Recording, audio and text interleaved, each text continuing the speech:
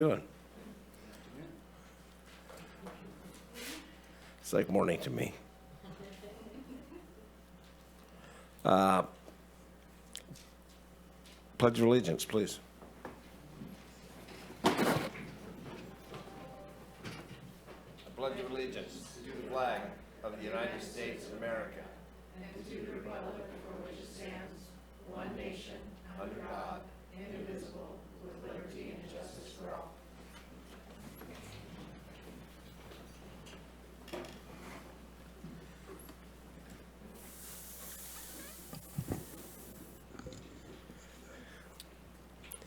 Yeah, you. Roll call. Roll call, then you. Thank you. Supervisor Bushnell? Yes. Supervisor Wilson? Present. Supervisor Madrone? Present. Supervisor Arroyo? Here. Supervisor Bohn? Yep. Thank you. You want to change anything? No modifications to the agenda today, sir. All right.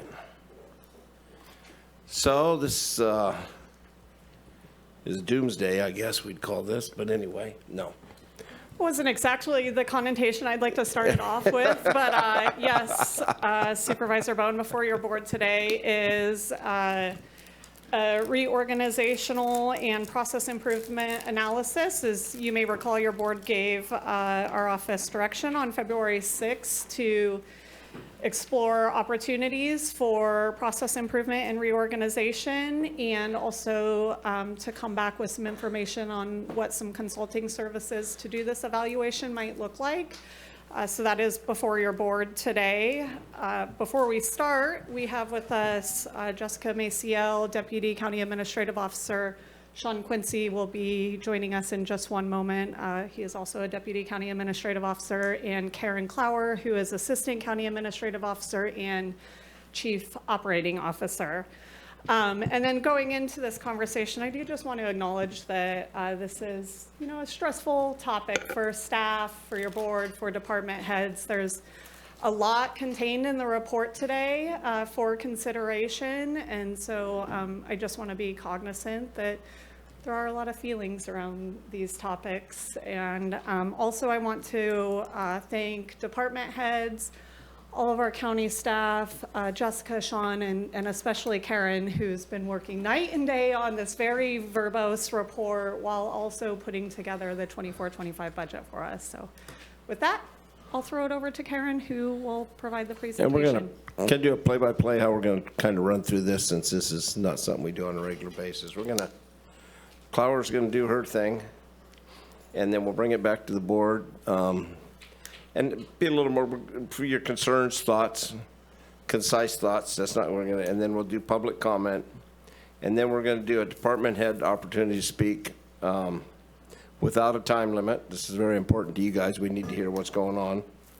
And then we'll come back, and department heads will be called up on a case-by-case basis as needed by the board as we're discussing what's going on. And then we'll deliberate on each option as detailed on the summary slide. So I think that's what we'll run. And since you're at the top of the list, and Karen, thanks for all your hard work. I know you've been here on weekends and everything else, so I know you've been having a good time. Okay, well, let's get started. Good afternoon, Chair Bohn and members of the board. I am Karen Clower, the Assistant County Administrative Officer, and I would like to start by thanking your department heads for the extra time and work that they put into this year's budget process. The County Administrative Office did meet with department heads twice this budget season to talk about reorganization and other opportunities for process improvement. Through these discussions at these meetings, a survey was compiled to identify department head priorities around process improvements, different ideas and opportunities for reorganization and centralization of county programs and services. And just to recap, at the February 6th, 2024 mid-year budget report, your board asked staff to come back with an update on options for reorganization and costs for consulting services. And at the budget ad hoc meetings and discussions around opportunities for efficiencies through optimization and resources, and department head reorg discussions, and finally a review of 3 prior county organizational studies were used to compile the questions contained in the survey, of which I will be sharing with you today. Slide. The first question in the survey, so the first half of the survey is more around opportunities to optimize county processes. And the first question up is, should the county adopt a formal IT system change management process led by an IT change advisory committee? This question was prompted by discussions with department heads and a November 5th, 2018 CPS study that recommended such a committee. This committee would not exist to control or regulate any system changes, but to give advance notice of countywide system changes and allow full discussion around any changes that may impact other users. With bi-weekly meetings, this could be expanded to include software purchases where departments would come before this committee to discuss new purchases in an effort to reduce the duplication of same or like purchases.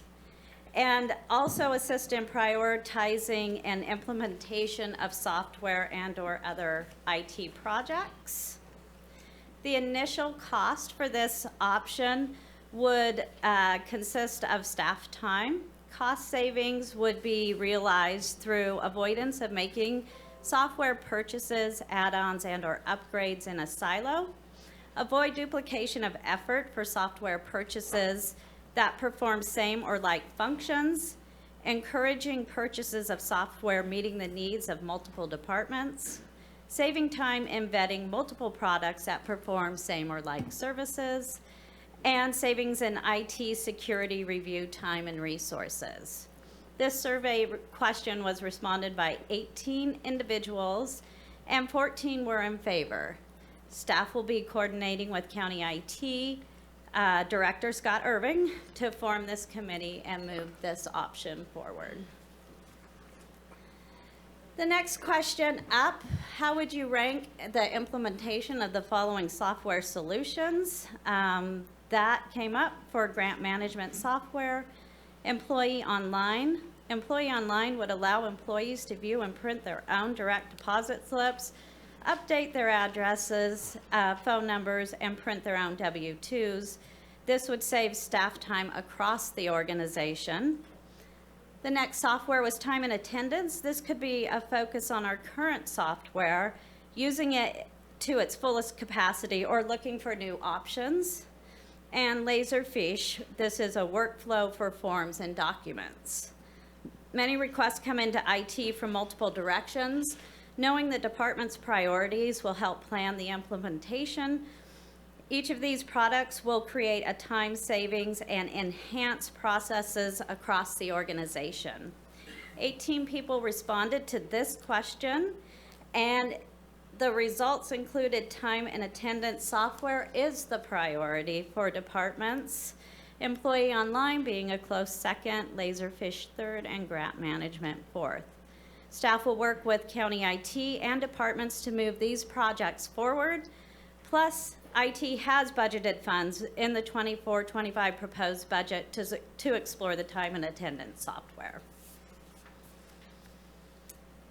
The next question on the survey was, how would you prioritize the Laserfish forms document routing requests? Another, or again, in the 2018 CPS study, it was recommended that county commission a PPAF or a personnel action form process for all personnel actions to document and standardize a best practice for this workflow. The PPAF already exists, the workflow does not. Prioritizing the development of Laserfish workflows would help in commissioning committees to work on the different topic areas to ensure we make workflows that meet the needs of departments rather than creating workflows in silos. Cost savings would be realized in staff time once completed in standardized workflows documentation and procedures are created. Efficiencies will be from faster processing with automated routing to appropriate individuals, improved accuracy with built-in validation checks, thereby reducing errors, and a streamlined approval process with automated routing, integration with existing systems, allowing a seamless data exchange, and reducing the need for duplicate entry. 15 folks responded to this question, and the PPAF, or Personnel Action Form, is the top priority, followed by purchasing routing that ensures compliance with the purchasing policy. Although all of these options have value, by prioritizing the options, we can gather the right group of people to develop processes that ensure the intent of each form completed and in turn through change management processes, execute each form set to its maximized ability. Staff will be working with county IT and departments to move these projects forward in the order that they have been prioritized. Next question up is refining finance enterprise workflows. This was a priority to the majority of departments, and departments would like to move forward first with prioritizing the payroll workflow process in finance enterprise, and then moving to the purchasing option. Next up, through the budget ad hoc meeting conversations, different furlough options came up. The question of supporting mandatory furlough was merely to gather the temperature for mandatory furloughs as a cost-saving measure should the need arise. We are not moving forward with a mandatory furlough today, just to be clear on that. A quick analysis of energy savings for a full office closure 1 day a week versus a 4-10 work week did not net substantial energy cost savings. Countywide, 24-hour facilities and courthouse facility excluded showed an annual savings of approximately $222,000 to $282,000 a year.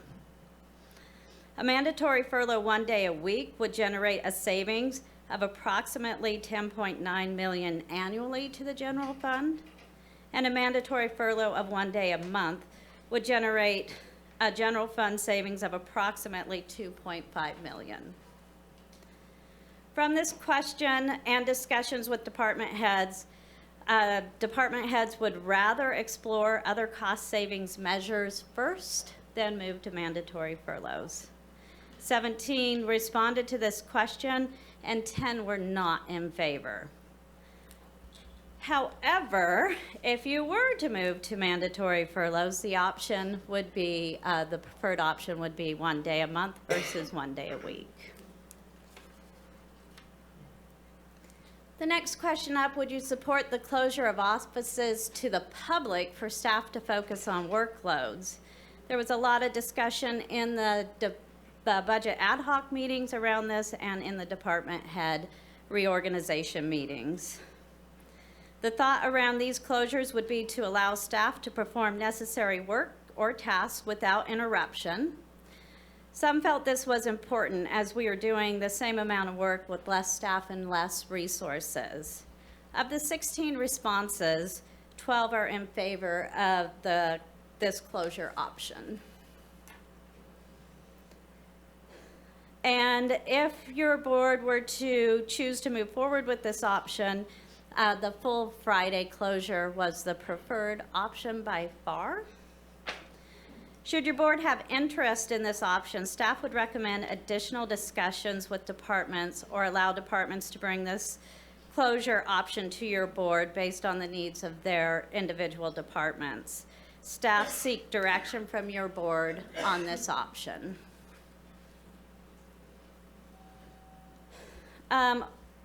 Over time, the discussion of unmandated services has been brought to the forefront.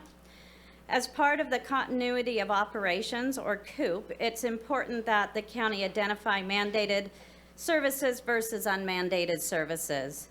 Due to the multitude of natural disasters the county has been experiencing in recent years, And what we have learned through the pandemic, there is a need to update departmental COOPs.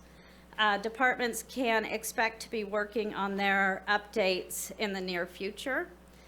Departments should be prepared to look at unmandated services through both lenses of natural disasters and pandemics, and through reducing or eliminating unmandated services as cost-saving measures.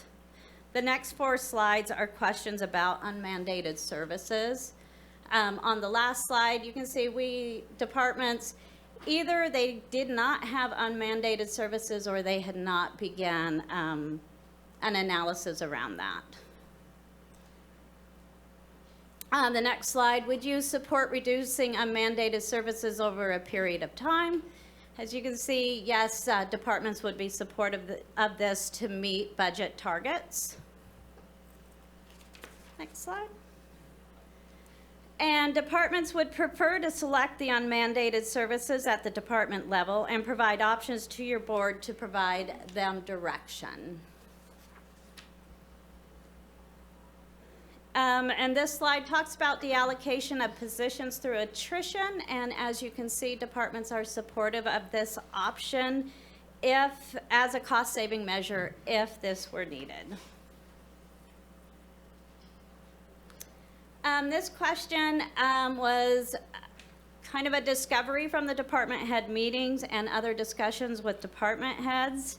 What I heard and what I learned from the survey is that some departments felt that they did not have enough information about another department's operations to weigh in on the importance of unmandated services or reorganization options for other departments at this time.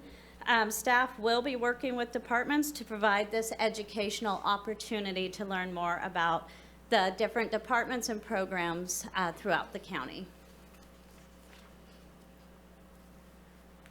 This next question is, does your department have an opportunity to increase revenue? The questions around revenue was an opportunity for departments to begin thinking about other opportunities. Staff will have discussions with departments to explore this question further. An additional question not listed here was around county policies in need of updates, and staff will be working with departments after an additional review of the survey results to look at updates of county policies. And now that will bring us into the reorganization and centralization of services. During this next section of this survey, there are a few things that your board should take into consideration. As the county organization has grown over time, one area that has not grown at the same rate is the staffing of central service and internal service fund departments that support this expansion. The centralization of some programs will benefit the overall resiliency of the organization by creating opportunities for better succession planning and more opportunity to bring more thought partners to the table for problem solving and more creative thinking. The county will benefit from savings in staff time due to a higher level of efficiency through standardization and streamlined processes, policy upgrades, better oversight of county practices, enhanced levels of expertise through cross-training, focused efforts on improving workflows, and identifying or resolving current gaps created by lack of resources. Should your board choose this option that centralizes services, the effective implementation of the change will require careful planning, stakeholder engagement, and cost-benefit analysis. The use of a consultant service will be beneficial in outlining the transition plans, ensuring that any classification and compensation matters have been addressed. Transfers from the departments will not negatively impact the originating departments, and that the necessary policies, procedures are in place to make the transition effective. This work will not be a study or an evaluation of centralizing opportunities, but more an operational change management plan. Organizational thinking versus siloed thinking is imperative to move the organization forward and make reorganization or centralization a success. In future years, general fund allocations may be reallocated to departments to offset increased ISF charges for departments involved in the reorganization or centralization who have experienced a negative financial impact. In the reorganization and centralization section, I will be moving away from presenting the actual survey results, as in department head conversations, there was discomfort about the results and what they would visually demonstrate. As collectively, department heads felt they would have liked more information and more discussion around some of these options to effectively answer the questions. However, the results are included in the staff report as a tool for your decision making. There are 12 options for your board to consider today. And with that, we'll go ahead and get started.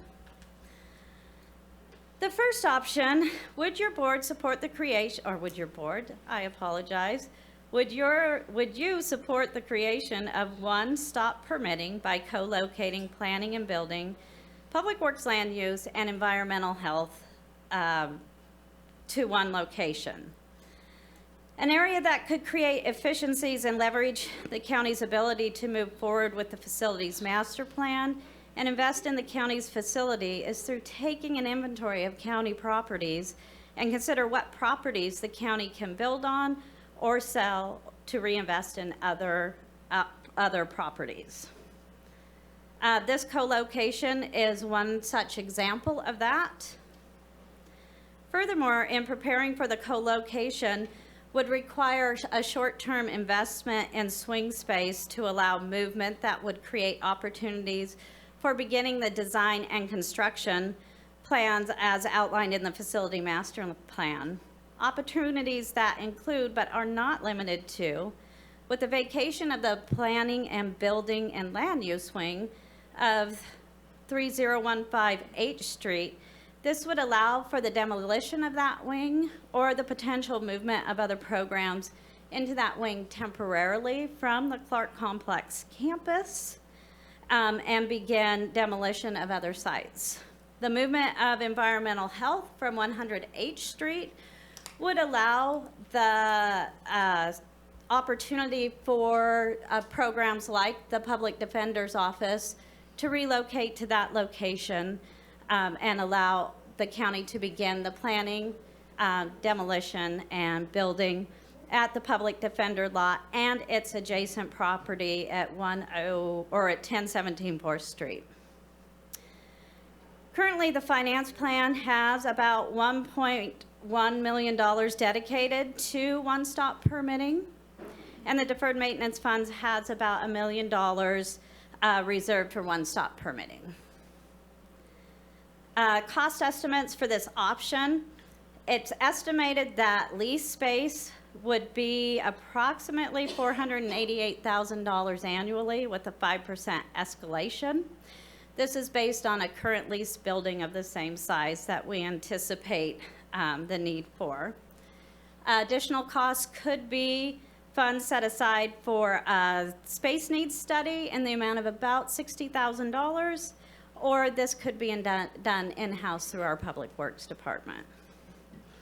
And based on favorable survey results, staff does recommend the co-location of planning and building, and Public Works land use, and DHHS environmental health.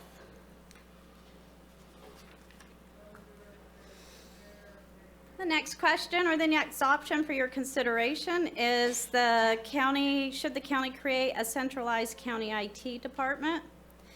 This option would separate DHHS Information Services, Child Support Services IT, District Attorney IT, Planning and Building IT, and combine them with the County Information Technology, creating a centralized IT department. The consolidation of DHHS, IS, and IT is not a new concept, and this was actually addressed in the Wendy Brown report from 2015, the Blue Ribbon Task Force from 2018, and the CPS HR study from 2018.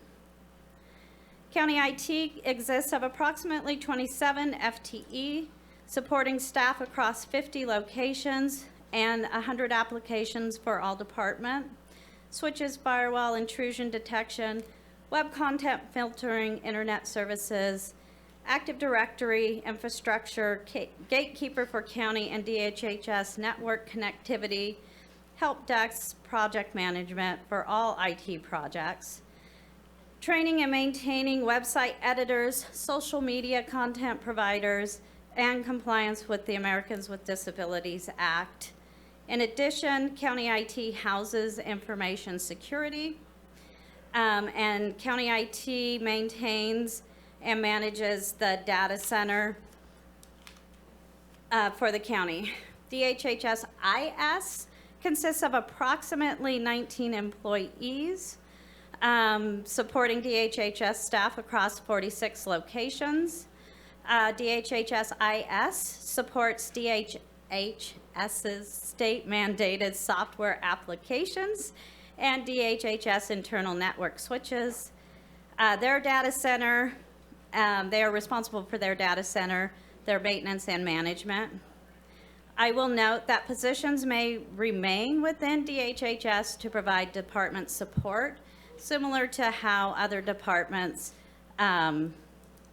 work in the organization where they might have an IT person.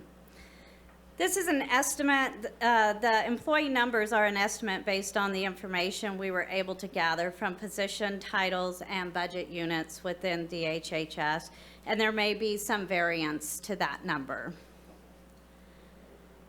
Child Support IT, or DCSSIT, consists of 2.0 FTE. They support Humboldt and Trinity counties' child support programs. Although the firewalls are managed by county IT, they support the customer support needs of approximately 38 FTE, many of which telework from time to time within their department. The district attorney IT consists of 1.0 FTE and is an IT applications analyst. This position is the same position within the county IT's application analyst. Although the title is the same, the duties vary quite substantially, primarily in that the district attorney IT position services one software application, while the same position in county IT may be responsible for several software applications for multiple county departments. And planning and building IT consists of 1.0 FTE and is a department information systems supervisor. This position services planning and building software application Excella. Cost estimates associated to this option is $46,080 for a class and comp study and $31,200 for a consultant's implementation plan. Based on favorable survey results and additional feedback, staff recommends further discussion and analysis prior to centralization of IT services. The next question up, should the county separate IT information security from DHHS and combine the county's IT information security, and combine with county IT's information security? County IT currently has 2.0 FTE IT security analysts, both of which the positions are filled, and a 1.0 FTE of an IT security officer currently in a job description analysis. The Department of Health and Human Services, or DHHS, IS, does not have any full-time security staff, although select DHHS information security staff may perform certain levels of security work. IT security focuses on the cybersecurity of the whole organization in a systematic fashion that prevents and/or detects possible intrusions that could disable the county network or cost the county large sums of money if the network was to be compromised.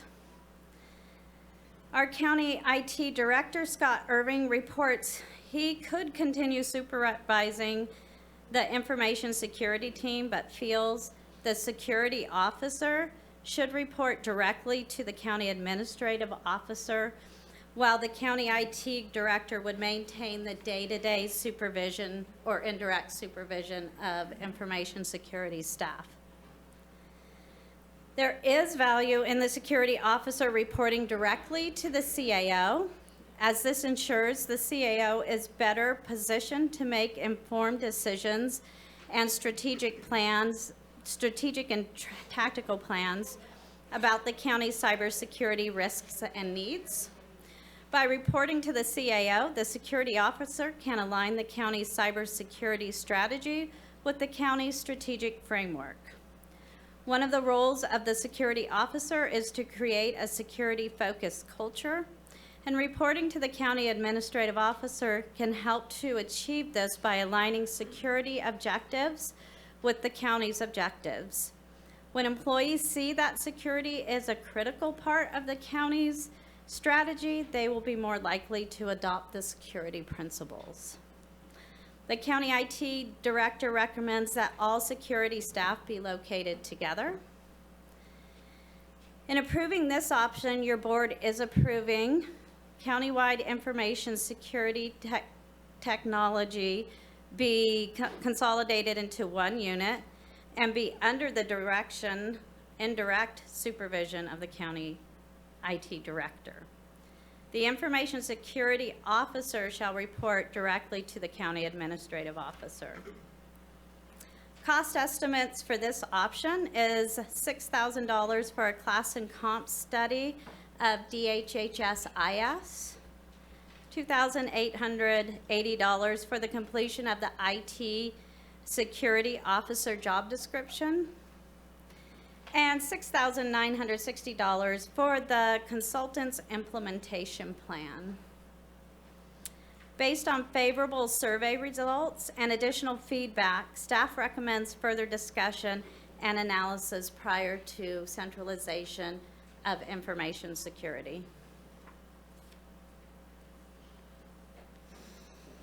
Should the county separate facilities management from public works and combine with the county administrative office's ADA team?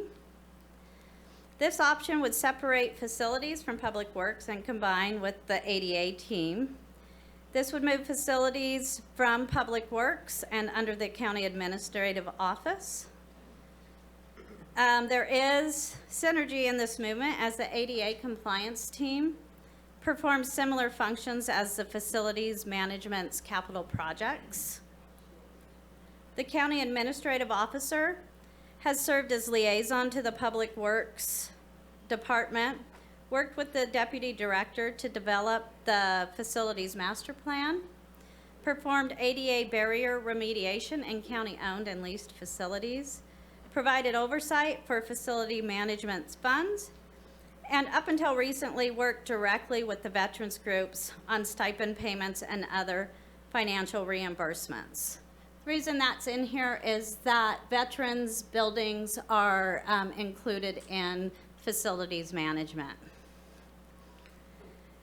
In addition to the ADA compliance team, the county administrative office houses 3 internal service funds, programs including purchasing, communication, and information technology. This option would also contain a recommendation to convert building maintenance budget 1100-162 to an internal service fund. This option could be a temporary move for facilities management and provide for succession planning and leadership development opportunities until long-term solutions are identified, such as the creation of a department comprised of facilities and ADA. The ADA compliance team currently has 4.0 FTE. Facilities Management Division has a total of 47 FTE. The cost estimate for this reorganization is $4,800 for a class and comp study. And the cost of this option would also include the relocation of 5 facility staff from Public Works Maine. The cost is currently unknown for that relocation until we identify space. This option would create an ISF for building maintenance, 1100-162. And survey results were split on this option. However, staff does recommend that you move forward with this option. Next up, should the department create a general services department? This would separate facilities management and fleet services from public works and combined with the reformed general services department, remove purchasing, information technology and communications from the county and ADA from the county administrative office, and remove, and place into the new general services department. Departments were not in favor of creating a new department. However, up until 2005, the county did have a general services department. In 2016, this same concept came back to your board, and later staff recommended not to pursue the reorganization due to concerns that departmental staff had. Cost estimates for this option is $32,400 for a class and comp study, which I didn't mention, but this would also move DHHS facilities and procurement to this new general services department. $2,800 for the creation of a department head, job description, and $25,200 for a consultant's implementation plan. Additional costs may include the relocation of some staff, should that be required, at an undetermined cost. And again, once again, based on survey results, there's no support for this action, and staff does not recommend this option moving forward.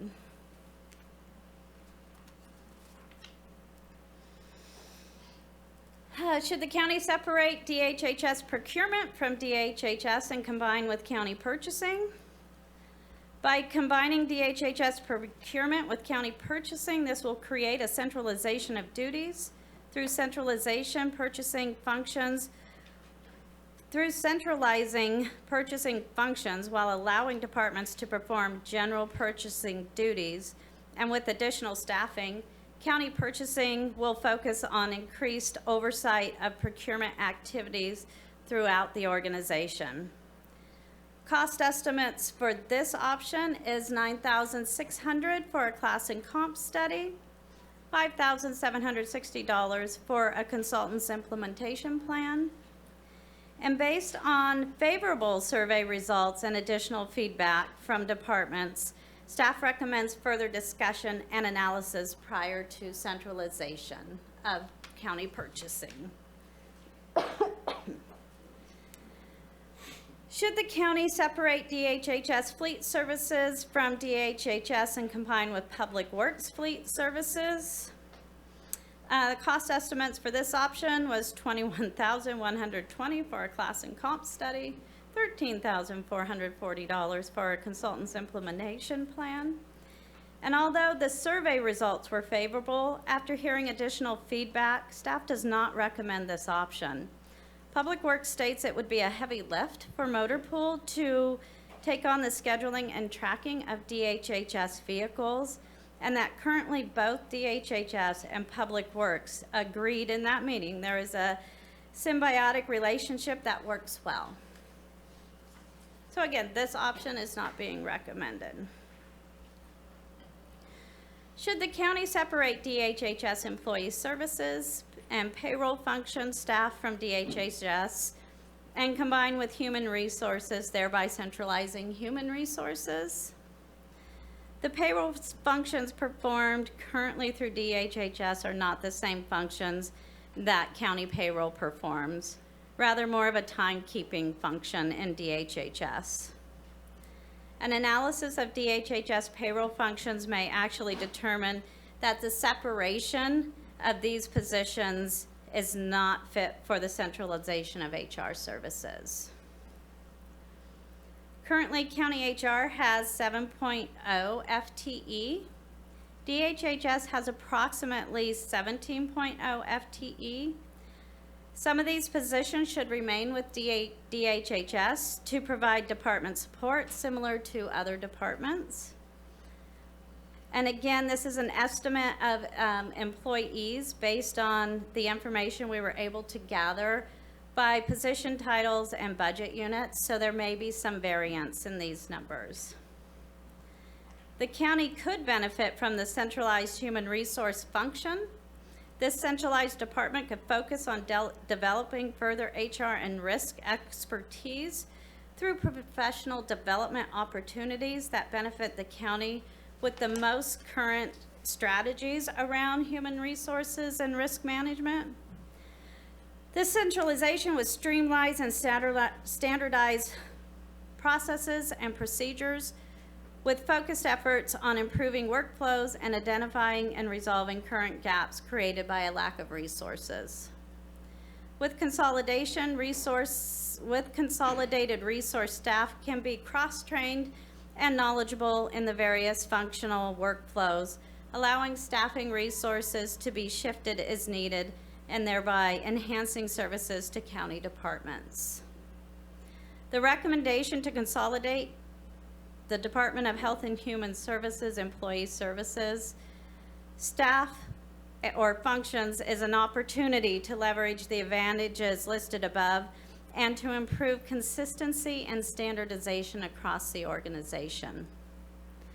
Costs associated to this option are $23,200 for a class and comp study, $14,640 for a consultant's implementation plan, and based on the favorable survey results and additional feedback, staff does recommend further discussion and analysis prior to centralization of human resources.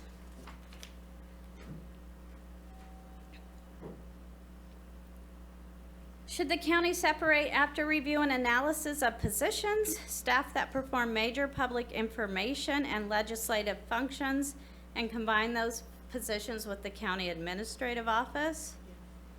The consolidation of major PIO and legislative functions is not a new concept and was included in the Wendy Brown report of 2015, the Blue Ribbon Task Force report of 2018, and additionally, February 9th of 2016, at that board meeting, the supervisors voted to place the major public information and legislative functions of DHHS under the county administrative office. For unknown reasons to date, that reorganization has not been implemented. Duties and positions performing public information and legislative functions have increased in other departments. This necessitates the change in this option to include a review and analysis of positions that perform PIO and legislative functions as a major part of their duties to effectively consider if consolidation from other departments would be beneficial. Currently, there are 5.0 FTE dedicated public information staff and 2 legislative staff within the Department of Health and Human Services. Again, this is an estimate based on the information we were able to gather, based on position titles and budget units. There may be some variance in these numbers. The County Administrative Office has 1 public information staff person and 1 legislative staff person who perform these functions. The legislative functions, that individual has many other duties besides just the legislative platform. Cost estimates for this option is $12,000 for a class and comp study that may be needed to separate Department of Health and Human Services public information and legislative major functions from other staff to consolidate with the CAO. $5,520 for a class and comp study for major PIO and legislative functions in other departments to consider for consolidation. And $11,040 for a consultant's implementation plan. Additional costs may include the relocation of some staff and legislative software should that be required. Those costs are unknown at this time. Based on favorable survey results and additional feedback, staff recommend further discussion and analysis prior to centralization. Should the county change the Board of Supervisors reporting structure for appointed department heads to a CEO model? The CEO concept was introduced in the Wendy Brown report from 2015 and the Blue Ribbon Task Force report from 2018. Thank you so much. Anybody else? Here? The primary difference is in the CEO model is that the CEO oversees the county's appointed department heads and their respective departments. Cost estimates for this option is $10,080 for a class and comp study of the CEO position and key staff. In selecting this option, your board may choose to select a hybrid CEO model. The hybrid authority, that option would define the authority of the CEO. You may also choose to select a hybrid reporting structure. This would select the department heads who will report to the CEO. In addition, could proceed with phasing in remaining department heads as leadership changes. Based on favorable results, the staff does recommend that your board move forward with this recommendation. Should the county separate the Office of Emergency Services from the Sheriff's Office and create an Office of Emergency Services Department? The Office of Emergency Services is under the Sheriff's Office. It facilitates a unified command structure during emergency, enhancing coordination between law enforcement and emergency management. The integration with law enforcement agencies can provide access to additional resources and personnel during crisis. Collaboration with law enforcement agencies can leverage others' experience in public safety and crisis management. Staffing in OES are civilian positions that are subject to a thorough background check, and that delays the onboarding process. As a standalone department, the Office of Emergency Services would have more autonomy in relation to emergency management, including disaster preparedness, response, and recovery. Operating independently may allow for flexibility in decision-making and resource allocation during emergencies. As a department outside of the sheriff, the Office of Emergency Services may face some challenges in sharing resources and coordinating with agencies during the event of an emergency. Furthermore, if OES were to be a department of its own, it would require a department head with the associated salary costs. Given the county's current fiscal environment, this may not be prudent at this time. Cost estimates for this option: staffing costs for the Department of Emergency Services is estimated to require an additional annual general fund contribution ranging from $105,000 to as much as $711,000, depending on staffing levels and other associated funding. Currently, the general fund contribution for the Office of Emergency Services is about $260,000. And the Office of Emergency Services currently has 4.0 FTE. Eventually, there may be costs associated with relocating the program from the courthouse basement to a more accessible location for partner agencies and the public. Based on unfavorable survey results, staff does not recommend this option.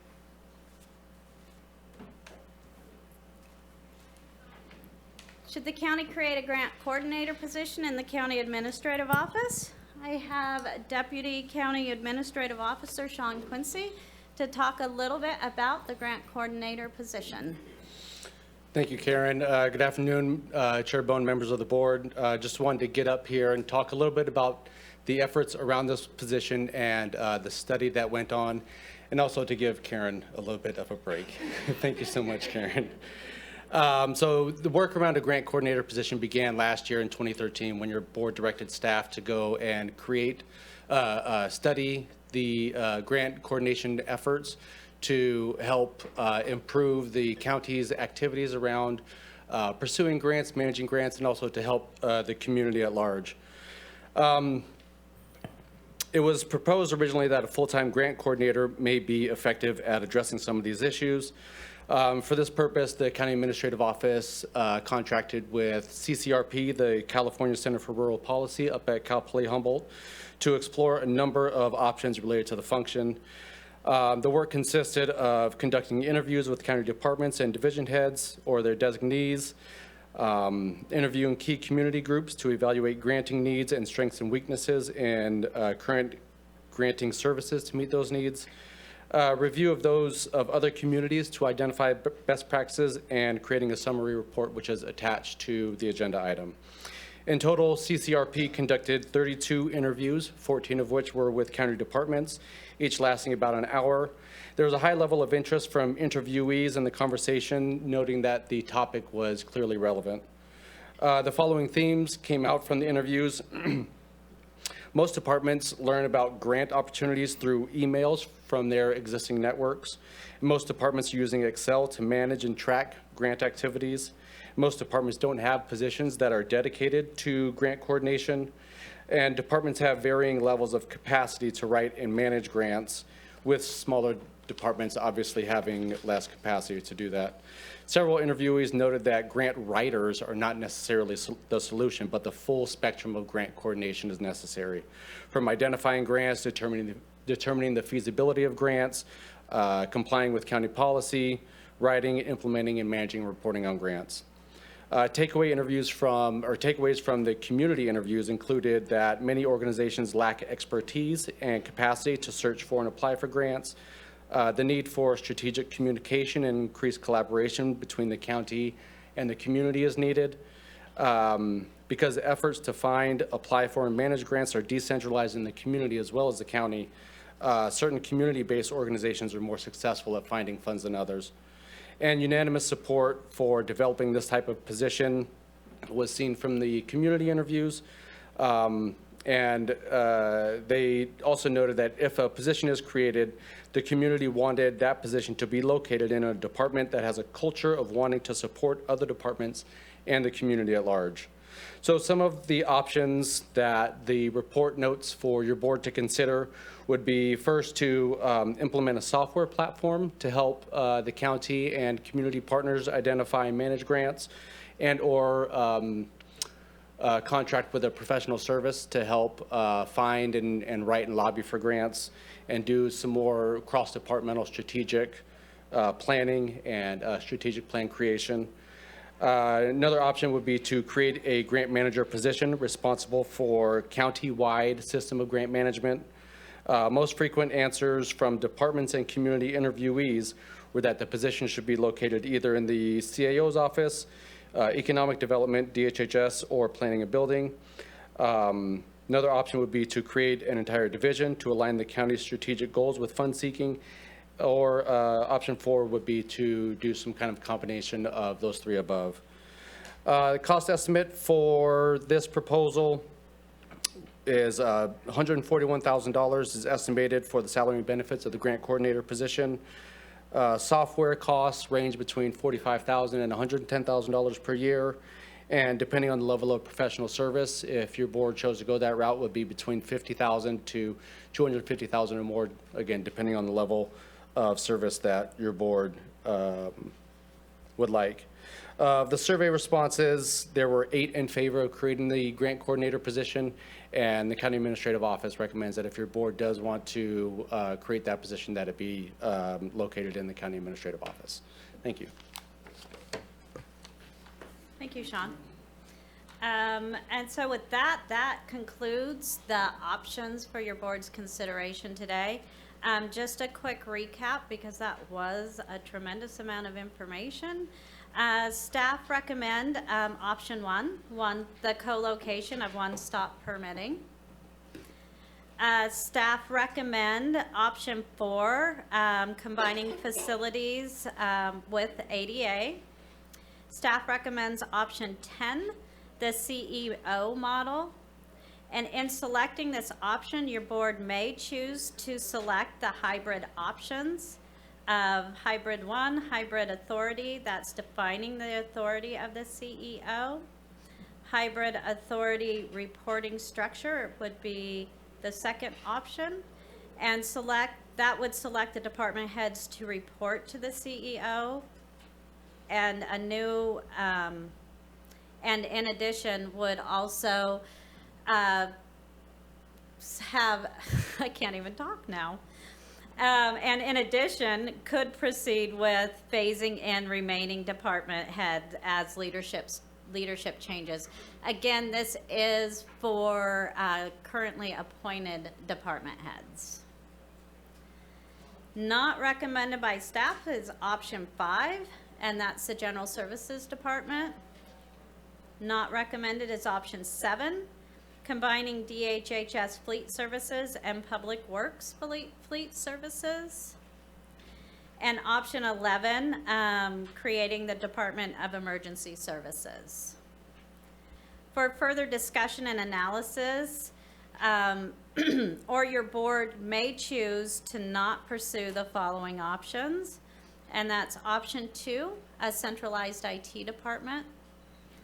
Option 3, a centralized IT information security team. Option 6, combining the Department of Health and Human Services procurement with county purchasing.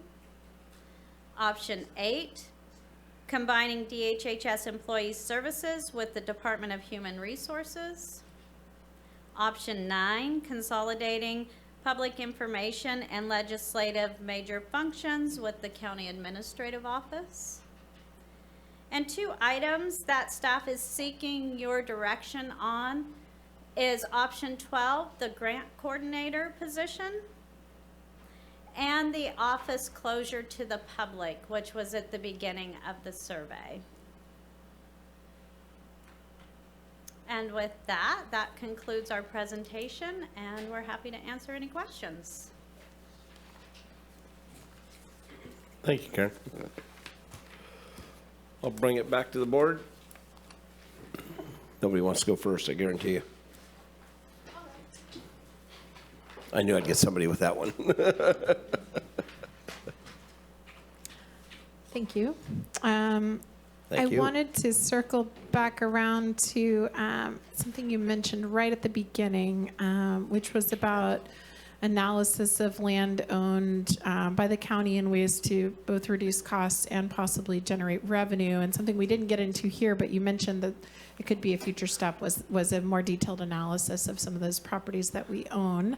And I know the ad hoc had a little bit of just very initial conversation about that around, and it wasn't really part of this set of recommendations. So I wondered if you could speak to what that might look like. It was adjacent to, but not the same thing as the one-stop permitting. Yeah, I had to find a way to fit that in somehow. Yes, so we could look at the current properties the county owned in conjunction with the facilities master plan and the movement of some of those properties, either by selling, by demolishing the current structures and building new parcels. If we were to sell those properties, they could help fund the construction of other buildings.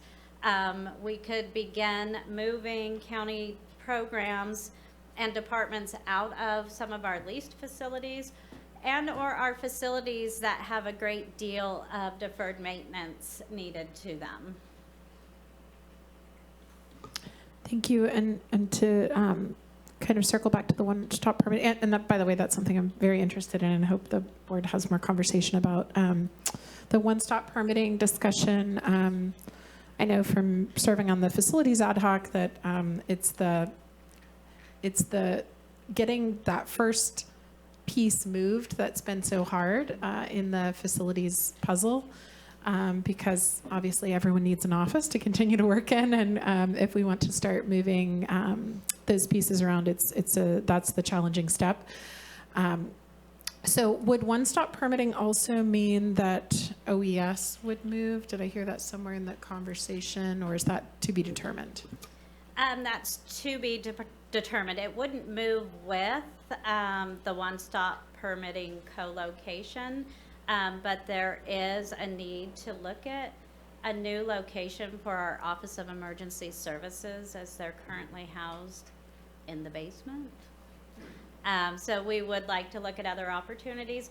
And we do have a few ideas that we will be discussing with the sheriff and with the Facilities Master Plan ad hoc.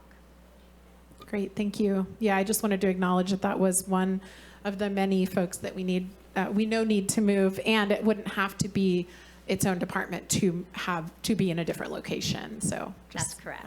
Okay, I think that's all I have for now. I'd love to hear from others.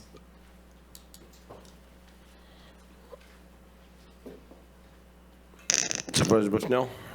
Thank you. I have I have a couple, but the grant writer position, Sean, was that the one that was on the Measure Z application? The grant Or the writer, the coordinator. professional service was applied for through Measure Z this year. So that was $250,000 for a consultant to come in and help us develop a strategic plan, help write a bunch of grants, do cross-departmental collaboration. So different than this. This is for actually a staff person to Okay. help departments with those things. Okay, and then the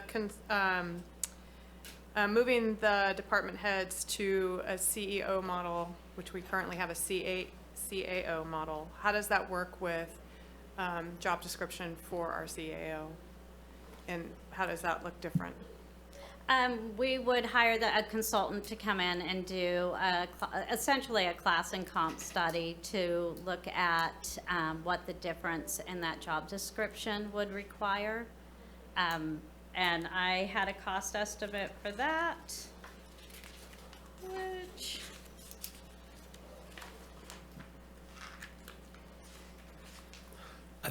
which was approximately $10,080. That class and comp study, though, would also include possibly some staff within the county administrative office. It would not affect staffing for the department heads that are reporting to the CEO.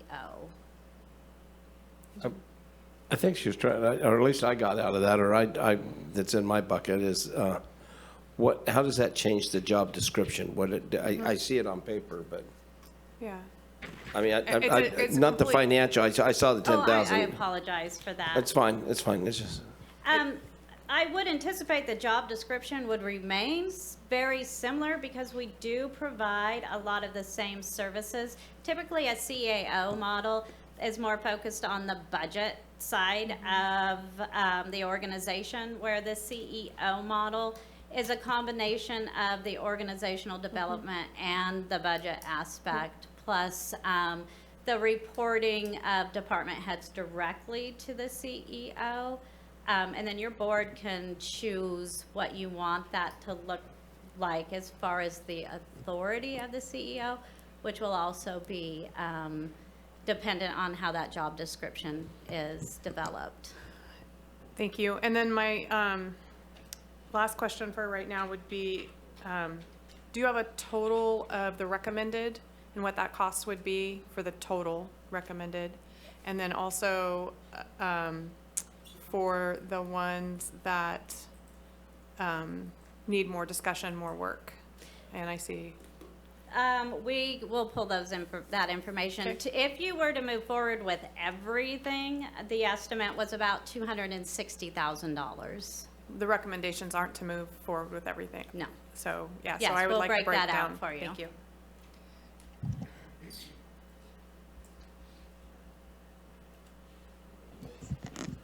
sure.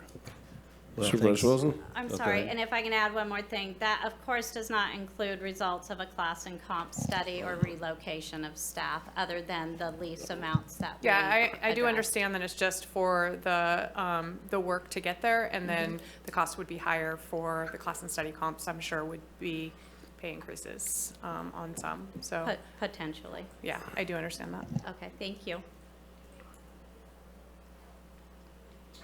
Thanks. Well, this is one of those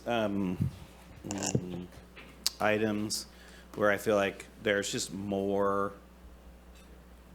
This list is too big for normal humans to analyze and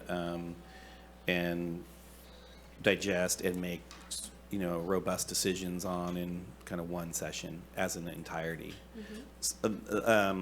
So that being said, I mean, so if we can pull out of some of this, some decisions today, and put off some other things, I would at some point actually like maybe we establish this as a bit of an iterative process, that we're actually, we're talking about reorganization like once every 5 years in the way that we're doing it in this construct. It's like basically we're looking at all these different pieces, and maybe we should be evaluating some of these things sort of on their own separately, as opposed to kind of lumping it into a pile. And one of those items in here, I think, is, and again, it's just sort of on the side, which is like the OES discussion.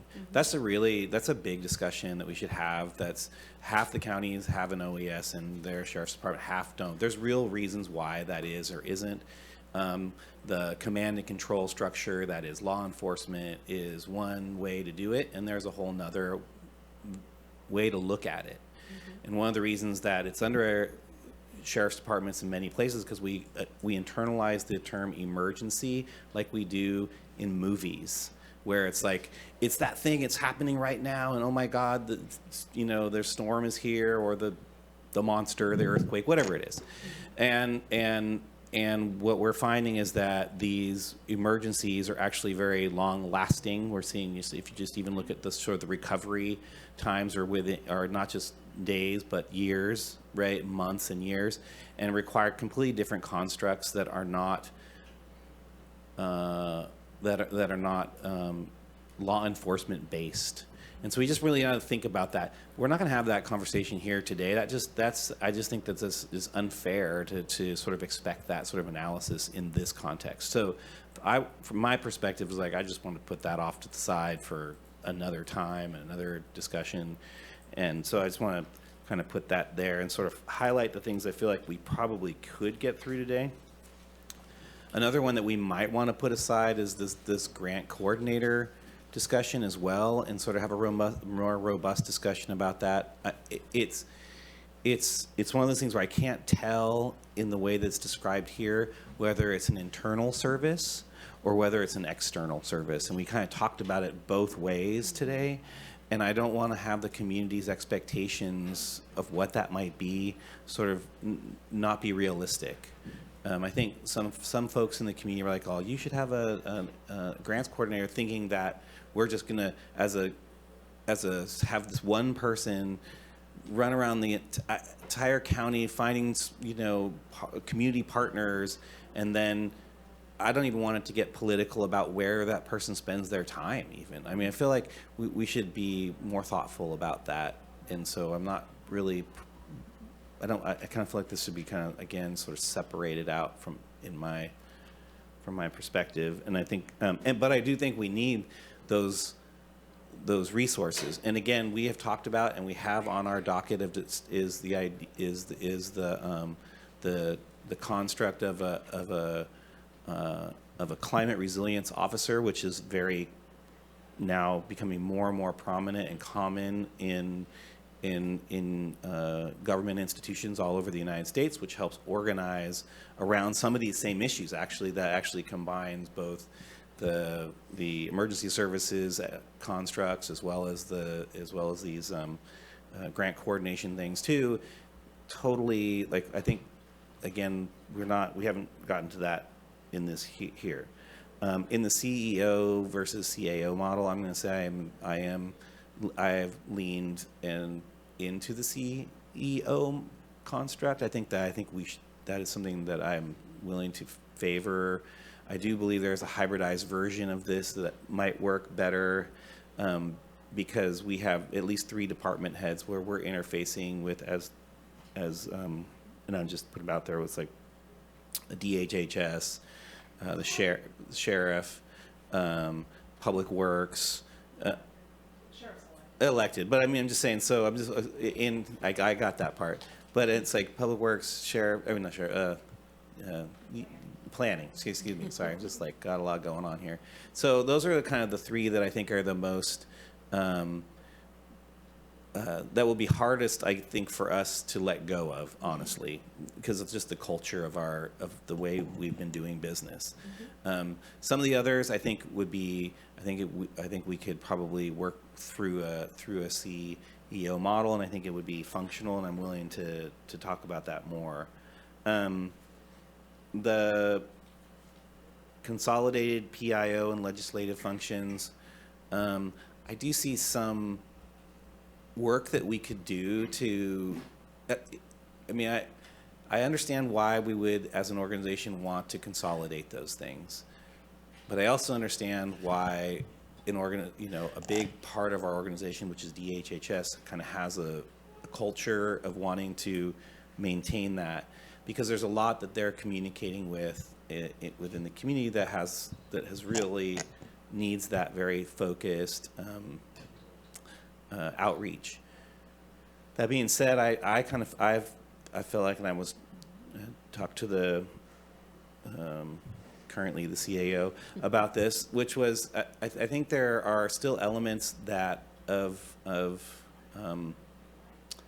DHHS that could actually help bolster our messaging, both from Public Works around, say, our recreation division and things like that. There are actually healthy things we're doing in the community and safety things that we're doing in the community that have direct nexus with DHHS, and I think we could do better messaging around those things, even around planning, walkable communities, all those kinds of things that we're doing through our other departments that I think we could probably even do better, because they have those interests within within that organization and within that branch, and I think we could probably make that stronger. I do kind of feel like the human resources combo, which is like, I do feel like there's probably a pretty strong reason why we would want to do more of or consolidate more of our human resources, and that has just a lot to do around hopefully efficiency, but really around liabilities in terms of like internal processes, and when we're talking about employees, as if anyone, I have all these department heads in here, so we all know the sort of except for maybe our HR director. Probably the rest of us, it's not our favorite part of the job, and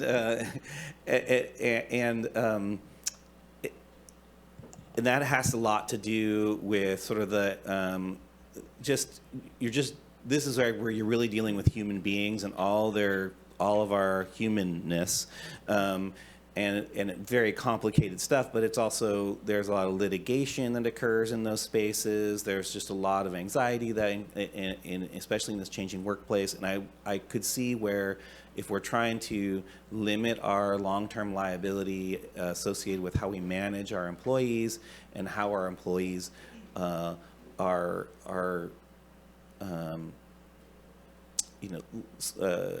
navigate within this space to the best of their abilities, and how we work together to really have a great workforce. I think alignment probably in the long run is probably a really good thing. So I actually support moving in that direction on that one. The fleet services, I don't know. That's the one I don't have enough juice to really get into. And same with procurement. I think there's probably some more alignments we could do, but again, I wouldn't mind if that's off at a later date. And same with general services. Again, these are things that maybe we come back to annually as opposed to, I don't know when the last time we really dug into this, and so, this subject matter, but maybe we should be really thinking about it every time we do our budget process or something like that. Because we really, as an institution, we should be thinking about this all the time, not, it's just like an iterative thing. It's like it's incrementally moving into a better and more efficient institution that serves our community as best we can. I am actually in favor of centralizing the technology security. I think that that's probably a pretty good idea in general, because I think the threats to our information security only grow when we're fractured as opposed to when we're consolidated. And I'll just skip over to the one. Sorry, I went from the bottom up on this. This is how I went this time. The one-stop permitting. So that's great, and I think we're the committee that is the facilities committee that I think we need to really hone in on this. Oh, wait, there was one I missed. Hold on a second. Yes, facilities. I think the combination of the ADA with facilities is probably something that we should do. I think this because we're calling it Facilities Management Division. I think it should be Facilities Development and Management Division, because we're really starting to think about redeveloping or developing new facilities for and new campus constructs for this place, this county. And I think that we should be future focused and think, and actually identify ourselves as being future focused in this, and not sort of just like always just a catch up. It's not just always just maintenance. It's like we're actually developing and moving forward with something with a positive future. And then the office closures, or I think if departments want to do that and we want to unify that and make Fridays that a thing, that's something to consider. I suppose there are a lot of studies about changing how we look at work, and certainly COVID changed a lot about that and allowed us to really rethink that in a lot of ways. Some things didn't work out, and some that we thought would, and some things are better now. And certainly, I think it is nice to actually sit down and work without distraction every once in a while, which is harder and harder to do. So with that, that's just my initial comments through this process. I'll leave it at that. Supervisor Madrone? Well, first of all, I want to thank everybody for all the hard work, the department heads engaging in this survey. And I know it's not scientific. It was a best attempt at trying to get some information and sense of things. But thank you for engaging in that. And thank you, staff, for all the hard work you've done to try and figure out our way out of this budget crisis. I mean, that's what's driving this reorganization. But I do agree with Mike that even if we didn't have a budget crisis, we should be thinking about these things. And I think we can probably all agree with that. Whether it's our own budgets at home or the very large county budget, we all have to try and figure out how to reduce expenses and increase revenues. I mean, that's the basic principles around budgeting. I think there is a lot here, a lot to try and absorb and to discuss. I don't know how we're going to do that unless we maybe just take one at a time and spend the next week doing that, which we're not going to be doing. So I'm not sure how we're going to get at a lot of this, but I'm just going to keep my remarks right now to the option one, the one-stop shop. It's been talked about as long as I've been in office, and I know long before I came into this position.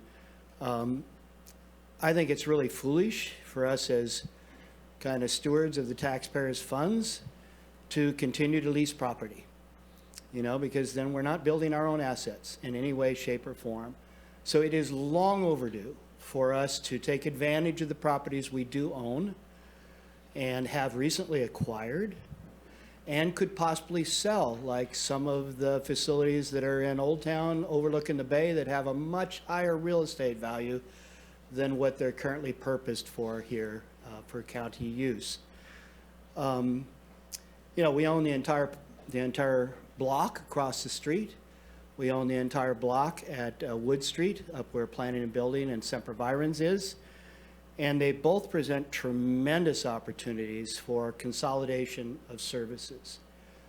I wish we had been doing this a couple of years ago and we're already shovel ready with some things, because there has been a whole lot of money at the state to be able to try and move forward with some of these projects. But a lot of that money is already starting to be clawed back because of the state budget crisis. But no matter when you start, no matter how bad of timing it might seem, until you get started with some of these changes and moves, you're never going to be ready. You know, we're never going to be ready to take advantage of the properties that we own and or could sell and reconsolidate. So, you know, I wish we had started thinking about this a year ago before we spent $500,000 on the ADA at the Planning and Building Department. That $500,000 could cover the first year's worth of rent, as identified here as possibly $500,000 a year for an annual lease to move Planning and Building out of the current dilapidated old hospital into a temporary facility before we build a new one, whether that's on the new property across the street or whether it's some sort of consolidated multi-storied structure on the Wood Street property, et cetera. But, you know, none of us had that crystal ball, and the money's been spent. And we had to. We're under a decree to do these things. So I totally recognize why it moved forward.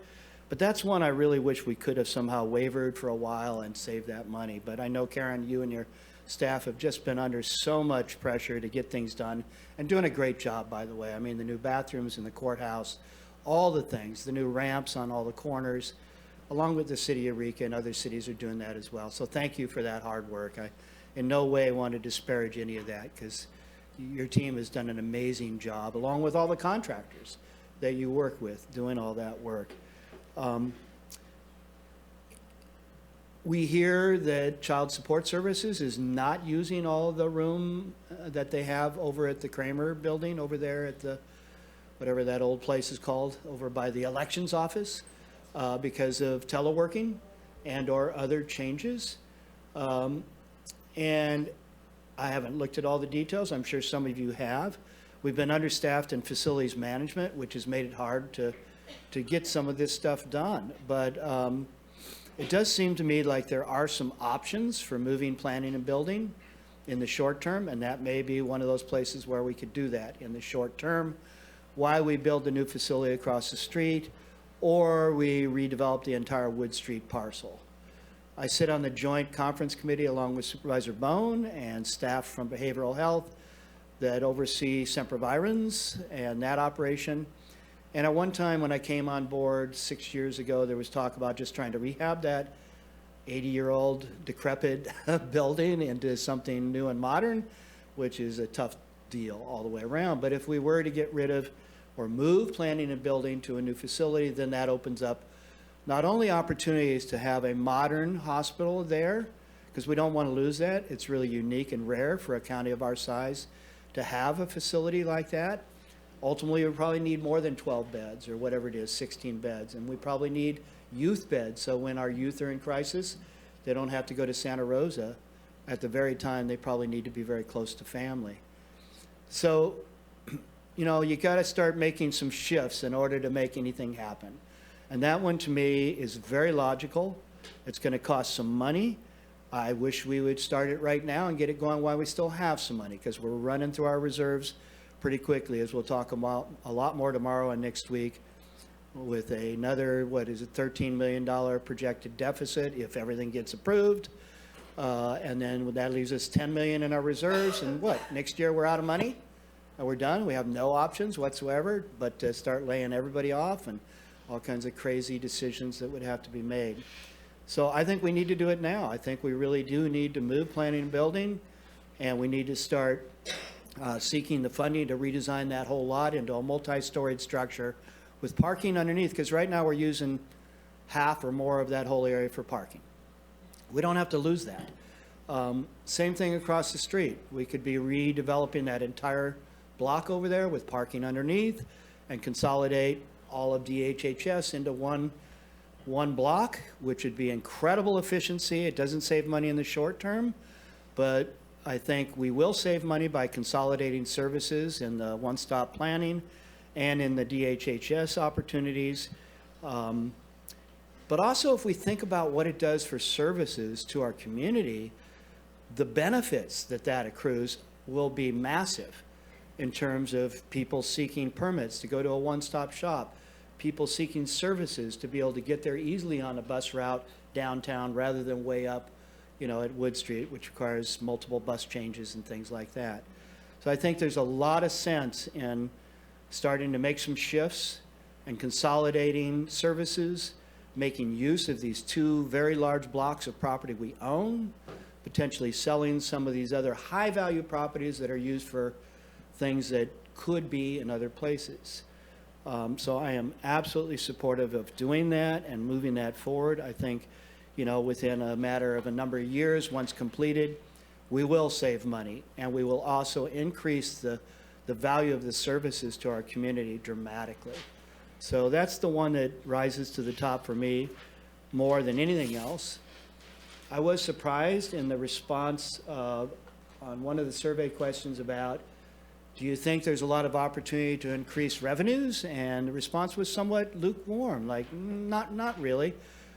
Well, as all of you know, I've been a grant writer most of my professional career, and I know for a fact that there is a massive amount of grant programs out there that as we as taxpayers put money into, that we're not able to pull back in because of staffing issues or consolidation issues, or is it oversight of all that effort? I don't know exactly, but I absolutely think there is tremendous opportunity to increase revenues with a more effective grant writing effort, but that takes a number of resources to be able to pull that off. So I hope that we can figure out a way forward on that. I don't know that that's getting one person over all of the grants and all that kind of stuff, as much as it is having staffing in general that are trained to not do a shotgun approach, not go after everything, but go after the things that are actually doable, as we say, low-hanging fruit, that kind of thing. So I think there is a lot of opportunity to increase revenues, and that would benefit us greatly in many programs, from roads to DHHS services and many other kinds of things. So a lot of these other things, I think in general, I see some benefit to some of the recommendations here, and for me, they kind of line up with what the staff recommendations are. I appreciate the broad look at all these possibilities. I think that's really what you're trying to do here, was say, here's all the things we've thought about that make some sense to think about, and then you've analyzed them, you've talked to the departments, you've come back to us with a report on what you think makes sense. So that sorts it down to quite a few less decisions than this big list of all kinds of things. So I'm going to leave it at that at this point, but thank you for your hard work. Appreciate it. Yeah. Yeah, and the one-stop permitting, we started talking about that 10, 11 years ago through, I think, 4 department heads over at planning and building, and I mean, everyone's been in favor of it. It's just pulling the trigger. There was a project, I think it was even to the point of being designed about 22 years ago, 24, 26 years ago, across the street that would be just being paid off right now. Because it was like a 22-year, anyway, lease option guy they come in, and they got them all over. They'll come in and build it, and then we lease option it until we can buy it at the end of the thing. There's all sorts of things we can look at. But nothing, because we're government, nothing's easy. If we would have started this year ago, we probably wouldn't be any farther than we are now. We started on the 4th Street property across the street 5 years ago. It took us how long? I mean, you take a look at how long it takes us. So when we want to streamline, when we go to one-stop shopping, we need to consider streamlining in there. And the other problem we have is, I like some of the IT ideas, having one IT guru and then having those little guys, everybody out there. Security's getting to be a big thing, so I think that has some grants. The way I understand on grants now, I think grants are going to be the easiest thing in the world to write with AI. And I'm big on my flip phone, so don't look. But everything I read in Wall Street, Cal Matters, and everything else, they're writing grants in a half a day to some stuff that took 5 days.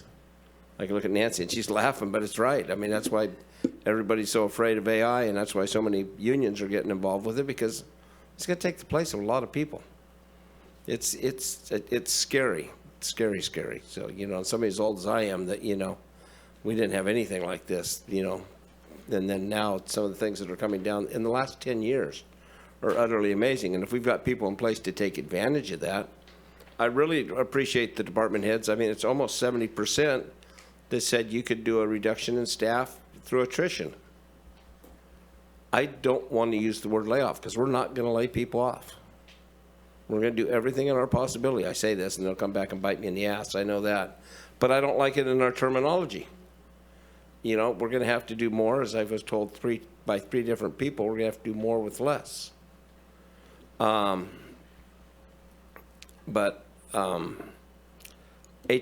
I mean, combining the HR, tell me how long it takes to hire somebody now, because I know I was looking at, you know, years ago, it was taking almost 2 months to get somebody from the time they put in their app to get through to get hired over at DHHS, and it was documented. It was almost 2 months. I'm going to tell you, somebody comes out of college, they don't have 2 months to stick around and wait for a job. They're going to take another job. And sad thing is, a lot of them pay, you know, these other jobs will pay well. If you've got an education, they'll teach you what they want you to know for their business.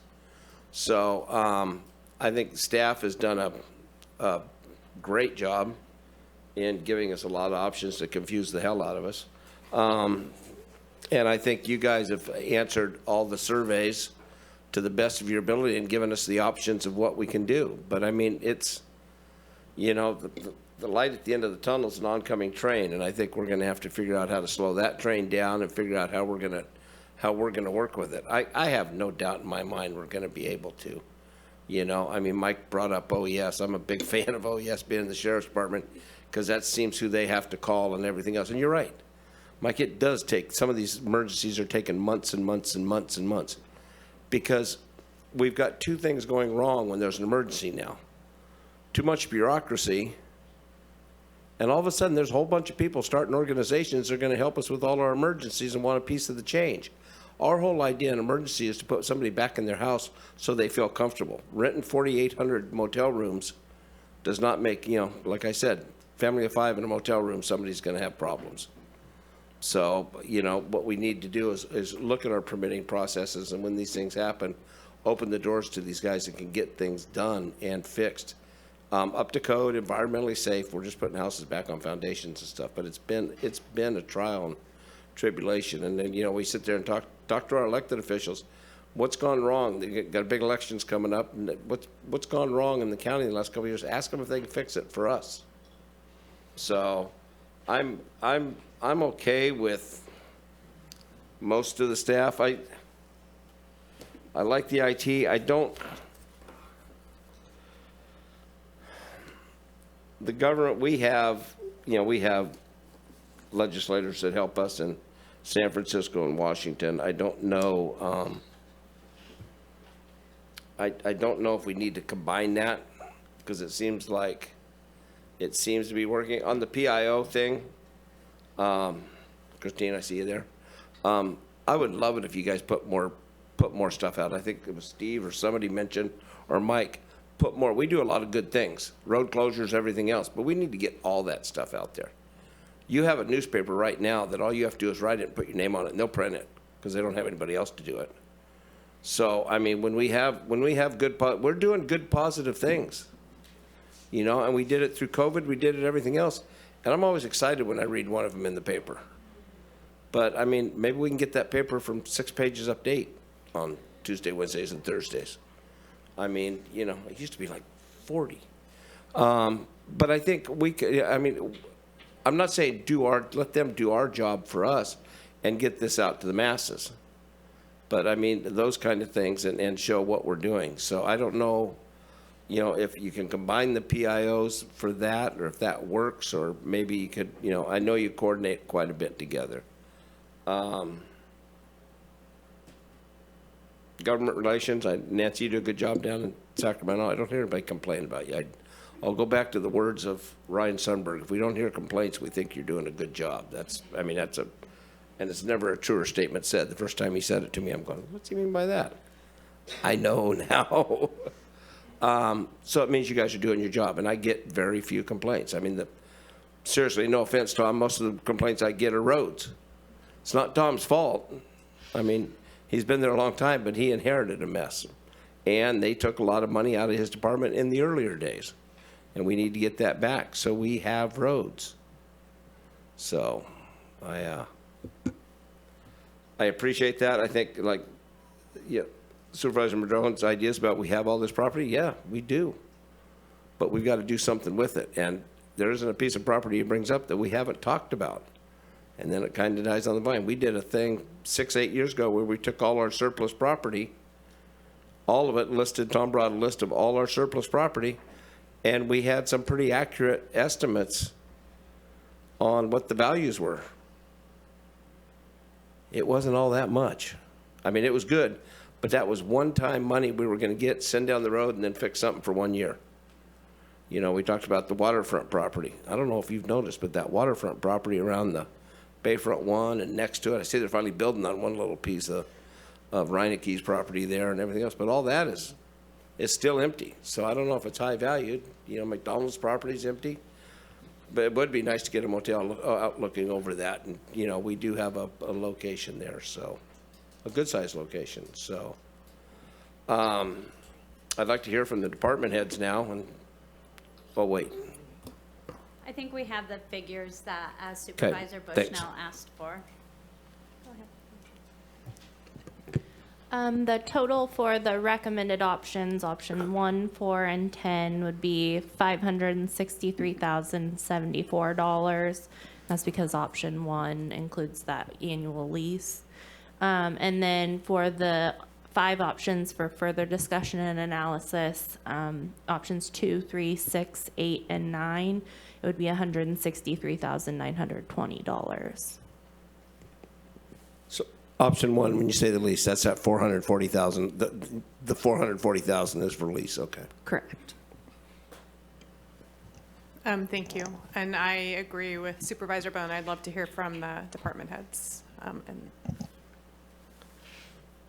Can I add something first? I misunderstood the process because you called for questions, so I was waiting to give my thoughts. I'll just say a couple things, and then I'd be happy to reflect more after No, department you can heads. take as long as you want. I wanted to highlight that, you know, part of how this came to be such an exhaustive list was that for the last 2 years, Michelle and I, who are the newest supervisors, have been on our budget ad hoc.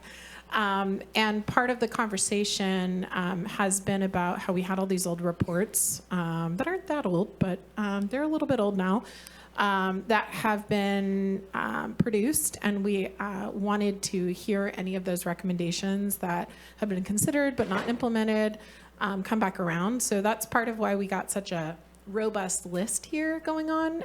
And I also wanted to note that when we come back to talking about it, it might be helpful to have that recap slide back up. We all got emailed the presentation too, so if folks want to draw it up, just because I think it's helpful to center the conversation around those recommendations. I feel similarly about a phased approach to some of the centralization of functions, and would be happy to talk more about that after we hear from department heads. But generally, I'm supportive of these recommendations, and I just wanted to highlight that part of why it's so robust is that I know I asked, at least, and I think we both were part of, like, hey, what do we already have? What studies have we already paid for that analyze how we could improve organizational efficiency? And some of those might not be right for the time that we're in right now, but rather than reinvent the wheel, we were looking to those and asked that those be brought forward. And I'll just also note that these ideas around centralization, I think, are being brought because of board direction and not because staff are like, this is the model we want. So just to have y'all's backs a little bit, this isn't the CIO's office is, big master plan coming to fruition. It's the board's direction to, hey, can we explore some of these different models that we've talked about or that other counties have used, and remain open to those possibilities. So I'm happy to hear department head direction, and I'd be happy to get into the nitty gritty after.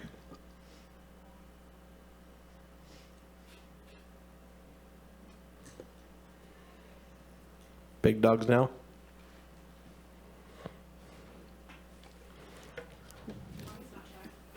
The elephant in the room. Or the big dog, either way. Connie Beck, Health and Human Services Director.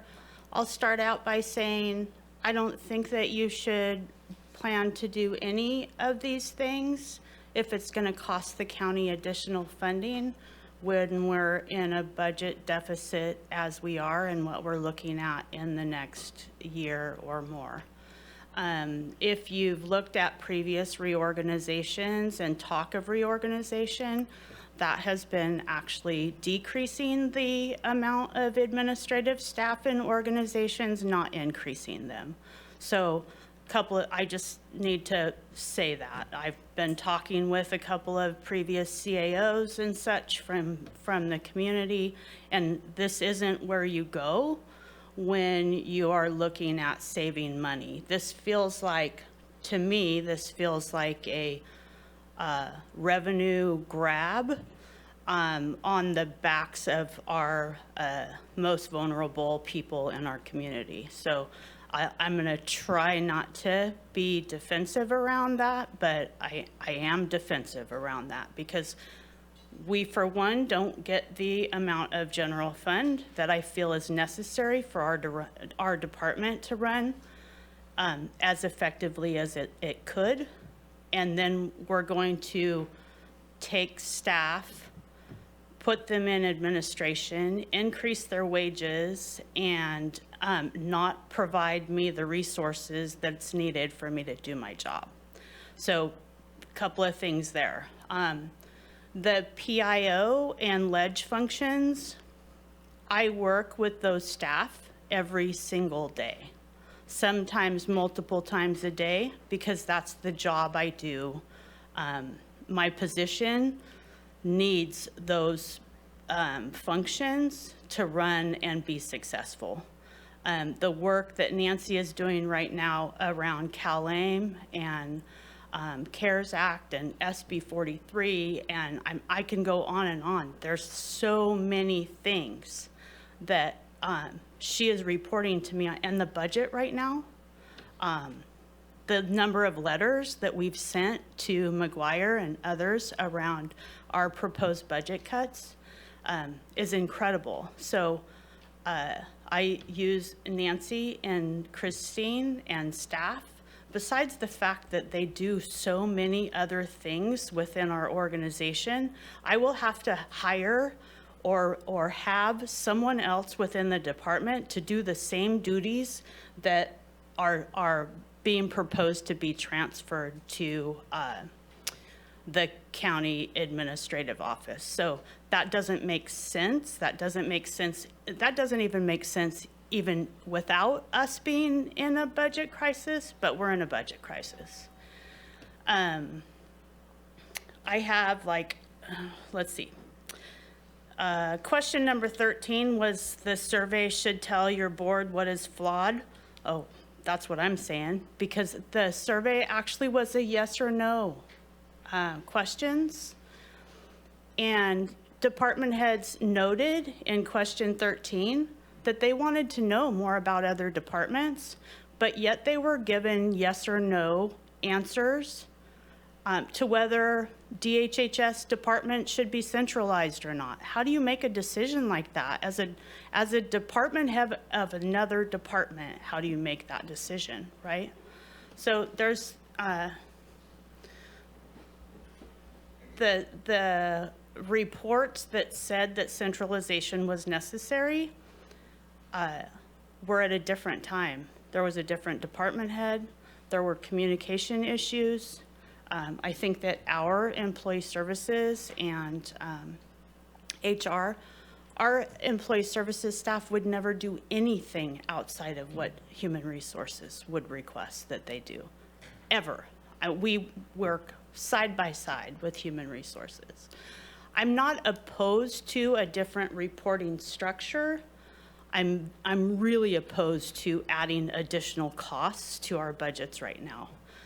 County departments can't manage the additional costs, and obviously the county general fund can't manage the additional costs, because now I feel like we are being looked at for somehow providing the resources necessary for the rest of the county, which isn't right and shouldn't happen.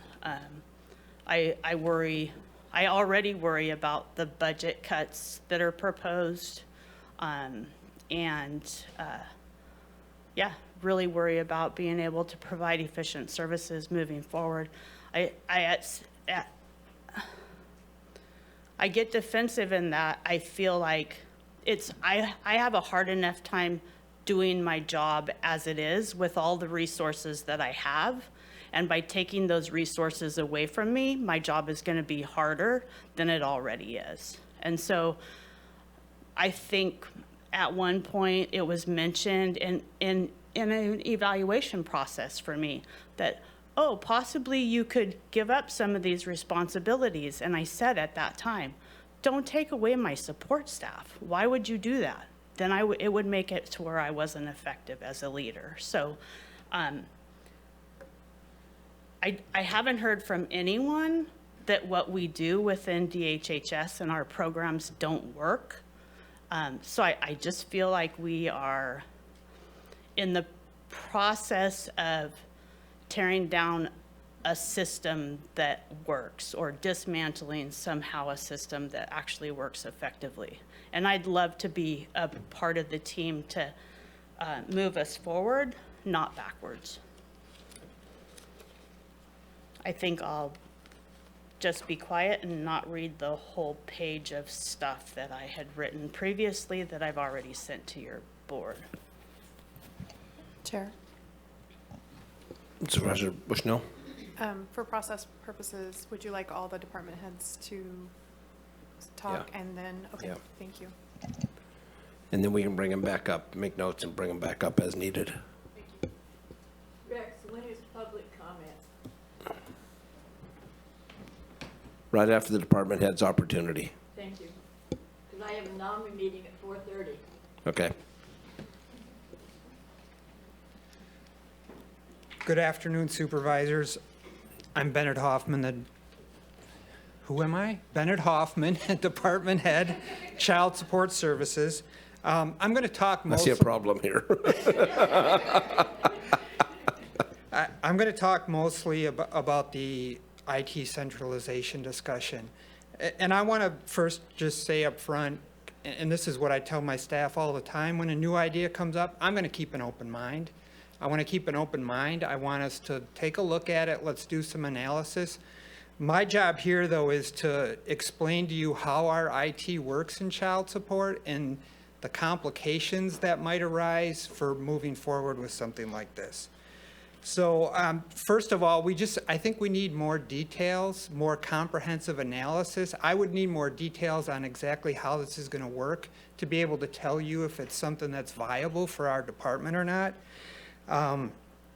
There's a lot of reasons we have the current structure in place that we have now. IT is really embedded in our department. Everything we do is related to IT. We have a child support computer system that it directs all of the work our caseworkers do. And so the two staff that we have, and we also have a half-time extra health staff, they concentrate their work on that system. They need to know that system. They need to control the accesses and the data privacy requirements to that system. And that's really why we have an IT supervisor in my department. The IT person is actually part of our leadership team.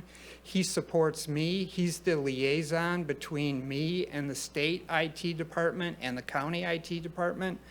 So I just want to make sure that the board realizes that it's really more than just people that are setting up desktops and giving us access to systems. It really is a function that is so critical to our department. I have concerns about moving it out, losing control. I've been in other child support departments where the IT is separate from child support, and I've seen it add more bureaucracy, more costs, more layers.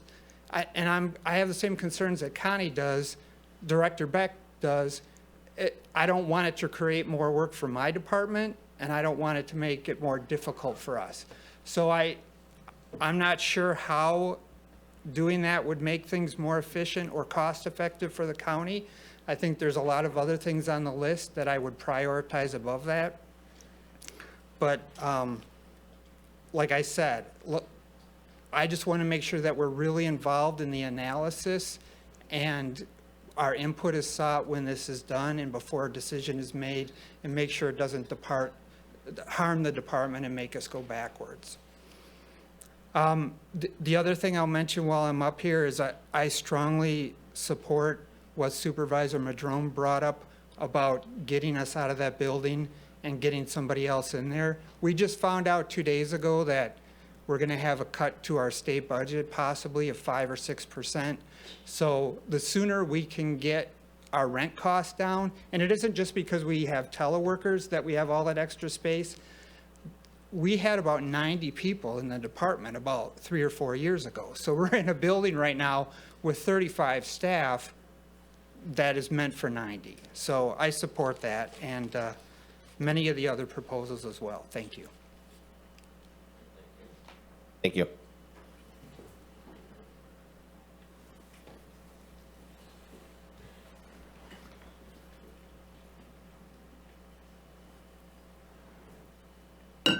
Good afternoon.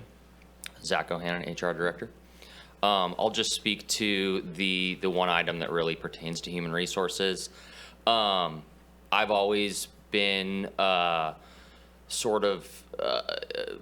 I've always looked at the split between employee services and HR and been a little confused, but to Connie's point, we work extremely well together. That's not to say that a centralization of those services wouldn't create more efficiency or communication gaps. Certainly there's areas there that I think could, help with county liability as well. Again, not speaking to any of the staff there, they're all great and we work very well with them. I think it would take, a pretty concerted effort. Change is extremely hard.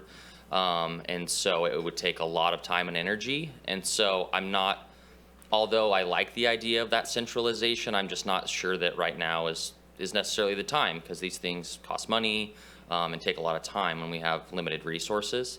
But in general, the concept of centralizing your HR department, I think, is a good one. But I want to echo my other fellow department heads' thoughts on, I think it would have to be a very meticulous process, not something taken lightly. And I don't recall which supervisor said it, but this is a really large list, and I think just stepping back, if we were to do something like a consolidation of an IT, an HR, purchasing, whatever all the options were, I do think it would have to be really focused. I think you'd have to pick maybe one or two, and it would take a while for that to happen. So those are my thoughts on those items specifically. Thank you. Good afternoon, Board. Tom Matson, Director of Public Works. I do continue to support the one-stop permitting. That's been ours. Many of the things you're talking about are things that are behind the scenes in the works, and we've put a lot of effort into them. And so I'm just going to come out and straight say it. I put together the idea of pulling the ADA back into facilities where it should be. I was pretty shocked to see the question moved over to the CAO's office and not just either remain an open question or in Public Works. That the cost estimate there is extremely low to move that over. You have a pay equity issue right off the top that's going to run you about 40 grand a year, and you have all the supporting services that are not included from our business division. building maintenance and facility management have a home in Public Works. We're maintenance people, we're engineers, we're architects, we all integrate together. We've been doing this for some time now, and when we got it from the CAO's office years ago. So I'm very concerned about that. I'm very open to the idea of discussing where this would end up in the long run. But realistically, when we look at every issue everybody brings up with facilities, it boils back down to the same issue with the roads. There's no funding to do all of these things. And if you move it and give the funding, great. But when it got moved to Public Works, we certainly didn't get any additional funding to come up and solve all the problems that were there. And fundamentally, moving it just to move it is a bad move that's going to cost you more money. And I do support Connie and her requests, and I've tried to answer all of the questions that weren't my department specific with, you need to talk with the other departments that are individually associated with this item. I really don't feel that I should be voting on something between HR and DHHS. That should be discussed between those departments specifically. So those are my thoughts initially. Thank you.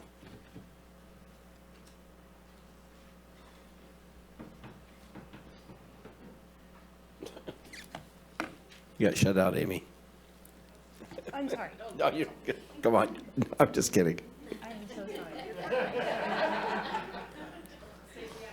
There was a pause. Okay, I'm going. She wants to talk really bad. A lot like our meeting was the other day as well. But thank you so much for the opportunity to communicate. Stacey East, District Attorney. As we went through the survey that was provided, it really was just that, a great opportunity to sort of see the different issues and ideas that are being explored. But as I worked through the survey, and really I spent hours working on it, and I had staff that assisted me, and I'm sure that that's no different from the other department heads, because we took it really seriously. And in evaluating it and trying to make well-informed decisions and guidance, you know, for the department heads and for the county as an organization in terms of next steps, I was looking through all of those inquiries, just trying to figure out, like, where is the cost savings? And that was one of the things that really just seemed to be lacking in terms of just looking at where we are at this moment in time and which of these ideas, if implemented, or even if we just, you know, explore them further, will there be some sort of cost savings? And unfortunately, it seemed that for many of those, that there simply wasn't, and there would just be increased costs. So I appreciate, like, that a lot of these ideas and concepts would move us forward theoretically, but the reality of it is that we're all tightening our belts and we're trying to do the best that we can to meet the basic needs for our community. And so taking on additional costs is rather problematic. So I just wanted to make that comment. In terms of the survey questions that directly impacted the district attorney's office, there was one regarding the consolidation of the IT. I just wanted to note that we have one full-time employee who does IT services within the district attorney's office. We have a lot of tech that's taking place within the district attorney's office, and a lot of those needs that we have within the office are kind of in the moment immediately now. A lot of them are directly related to the presentation of evidentiary hearings, trials, working through a lot of media, and also working with the ongoing additional statutory mandates that we have that are related to data management and statistics, and creating algorithms where our case management system can communicate with other law enforcement agencies, data management systems and case management systems, as well as with the courts. And it's a lot that's been placed on the district attorney's office in terms of additional information and how that's compiled and how that's reported out. And frankly, it's really complicated in terms of you have to also understand the intricacies of criminal prosecution and the criminal justice system. So we're really grateful to have the one full-time employee that we have that's been provided specialized training in order to do that. And we just sent him back east for a week-long training within our case management system. And I have a number of additional projects that I'm hopeful that he'll be able to undertake. So it would really just be very detrimental to our department and wouldn't really result in any sort of cost savings because we would continue to have those same demands on the individual. I also just wanted to note that with the Measure Z funding and challenges, within that, we did have an additional IT full-time employee that we were requesting through Measure Z, but in light of the budget constraints and the Measure Z demands, we opted to voluntarily forego that, as well as 3 other positions. So to take our one remaining full-time employee and consolidate with the information technologies would, be directly detrimental to our ability to prosecute crime. Thank you. Thank you. We're going to take a 5-minute, and it's going to be a hard 5 because I know you guys are all in a hurry, but I see everybody starting to squirm in their seats. So there's only one bathroom, and it's over here. So, well, there's one upstairs, one downstairs. You can go all over, but on this floor.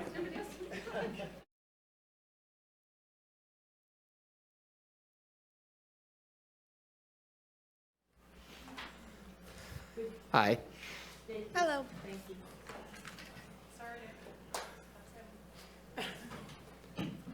I gave you an extra 45 seconds. I gave you an extra 45. You're welcome. You're older now. You move slower.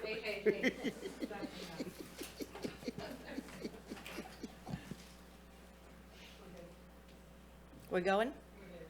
Live. Okay. Good afternoon. I'm Amy Christensen, Treasurer Tax Collector. We are a small but mighty department, and I'm definitely coming at this a different read than some of my peers. I see the county as a large, decentralized organization that the community relies on to provide critical public services.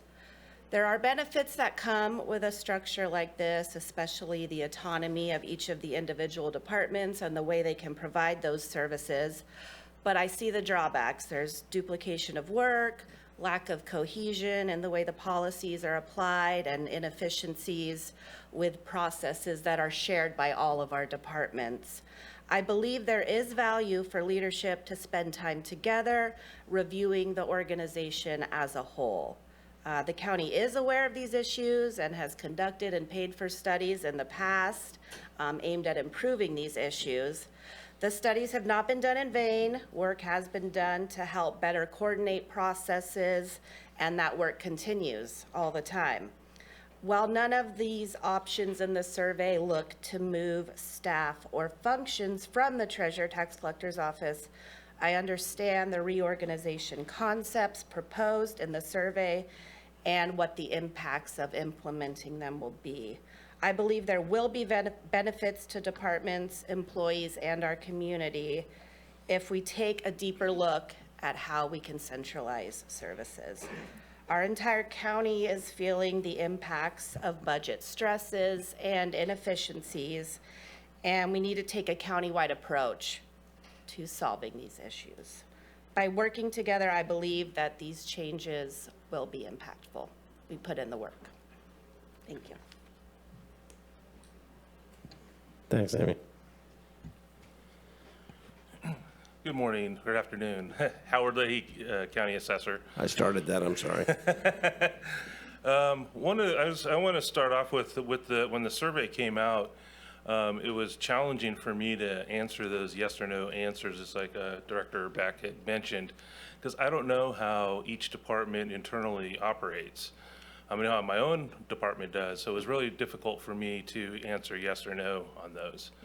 The other thing, now going back, and I think we do need to become more efficient as a county as a whole, and I think there's some good ideas out there, but also on the backside of that, with our county budget crisis that we're having, to spend, $500,000 on comp studies right now, I think isn't the best way to spend our money as a county. So that's all I got to say. Thanks, Aaron. Good afternoon, Board. John Ford with the Planning and Building Department. When this process started, the focus was on how to save money to address the structural deficit at the end of next year. The recommendations before you don't include addressing that point. It does include reorganization, and perhaps reorganization is important in the long run, and there are some ideas that need to be talked about and things that need to be addressed. But I think it's also important to have a target in terms of trying to achieve a specific point or points. And it seems that perhaps this has gone from addressing a structural deficit in 13 months to reorganizing in various ways. And I would say that that sometimes gets us in trouble because we don't have a target at that point. I would also like to say that I do agree with a lot of what Director Beck said. It is difficult to start taking away staff from internal that is serving core purposes within a department. One of those that hits close to home for us is IT. I've tried to explain that our IT person, while he does have the title of a senior or supervising IT, he really serves us relative to Excella. So recently, we, the board, adopted the short-term rental ordinance. At that time, the IT person was working at restructuring Excella to address referrals and redoing some processes that we had when we take in permits. In order to have that process done within 30 days, the department needed to reassign the IT person to work on that. Completely developed, wrote script for a whole new process, a whole new work process within the Excella program. If that were not within our department's control, I don't think we would have been able to accomplish that. And so while there is benefit to centralization of services, there's also side effects with that. Because if you take things out of a department's ability to do its fundamental work, you slow things down even more. I'm going to give another example from a previous lifetime of mine, where I was supervising a unit, and that particular organization had completely separate purchasing, completely separate HR, everything was centralized. When I found out that it would take 4 to 6 months to get an RFP prepared, I decided that that was just way too much time.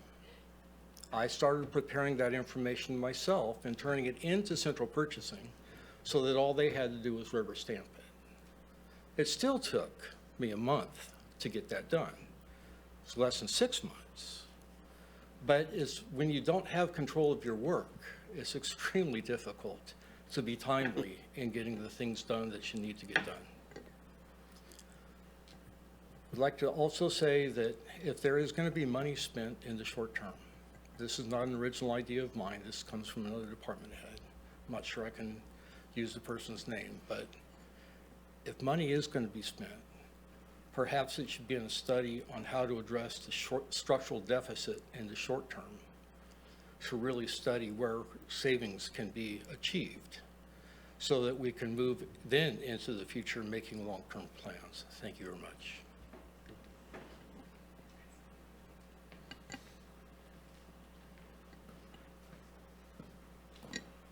So you 3 equal 1 department head? I was going to explain that. Okay. Esteemed board, Under Sheriff J.D. Bro, Financial Manager Regina Fuller, and Emergency Services Manager Ryan Derby, appearing on behalf of the elected sheriff, who is alternatively engaged elsewhere. Apologize for his absence. Hopefully he doesn't regret leaving us in charge after this. But I only had a couple things, and I know they had a couple of points. A lot of this doesn't really pertain to us, but I will say you guys are in a tough spot, and I think it is important to always be creative and looking to reorganize, relocate, all those things. But I think common sense is that only if it makes sense, and that's saving money or creating better structural, infrastructure or processes. And I think I would be arrogant in saying that I know better than the other department heads what's best for their departments. But if they're saying it doesn't work good for them, then it doesn't sound like it's a good idea. The only one that really pertains to us is the OAS one, and if it made sense, if it was going to make the system better, then I would probably look at it as being supportive. But if it was the industry standard on that, then the whole state would be following that suit, and that's not currently the case. And I know that Ryan has some comments about the history of it in this county, and kind of like we'd be going backwards. But other than that, I appreciate your guys' time to talk, and thank you. And I will be very short. So mine is reference to the PIO and legislative part. The sheriff has a very similar opinion as Connie, that based on the nature of the work that is going on in his office, he would need a PIO there. So I don't see how he would be able to eliminate one and move it to the CAO and hope that that office could handle all of the PIO work. However, there's one piece of it that I think across the entire county is very burdensome, and it currently falls on PIOs and others, and that's the Public Records Act requests. So he is very favorable at us looking as a county how we could centralize the PRAs, because you do have people at all various levels in all different departments handling it. And in fact, right now, because we are without a PIO, our records manager is handling it. And because she is on vacation, your deputy director of finance is handling it. So, you know, the function could potentially be a cost savings across the board, especially when a lot of these PRAs do reach across different departments, the same request. So if there was a centralized PRA place, then we could potentially save inefficiencies there. So we'd like you to please consider that one. Thank you. Good afternoon, members of the board. Ryan Derby, Emergency Services Program Manager with Sheriff's Office Emergency Services. I'm just going to give you kind of a brief history of OES as it stands in Humboldt County. Prior to the mid-'80s, it was a standalone department under Civil Defense, and from the mid-'80s to 1998 was housed under the CAO's office. In '99, it moved over to the Sheriff's Office in an effort to rebuild community trust and increase efficiencies, largely for the issues mentioned in the report today around unity of command and effectiveness in decision-making and resource allocation.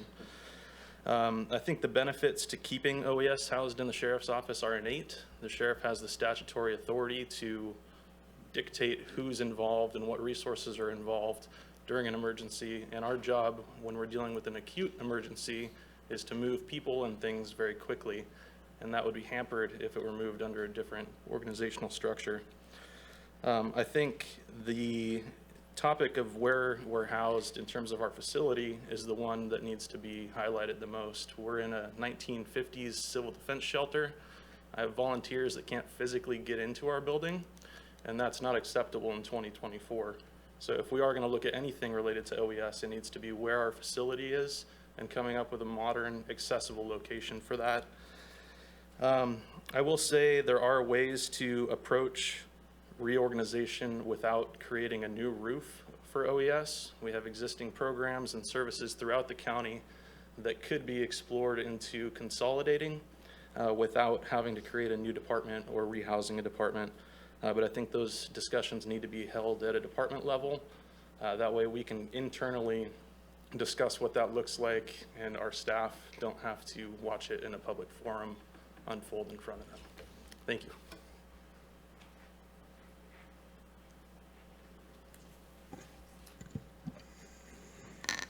Did we get Joe? Bring it back to the board then. Chair Bohn. I'm going to do Chair Bohn, public Chair Bohn. comment. Juan is the one online that he would like to speak. He's the only department head online. Oh, I'm sorry. Yeah. It's okay. Go ahead, Juan. Hello. Thank you for the opportunity to talk on this. I'm going to keep my comments somewhat short. I'm the department head of a couple of small departments comparatively compared to the Sheriff's Office and DHHS, but we face a lot of the same challenges.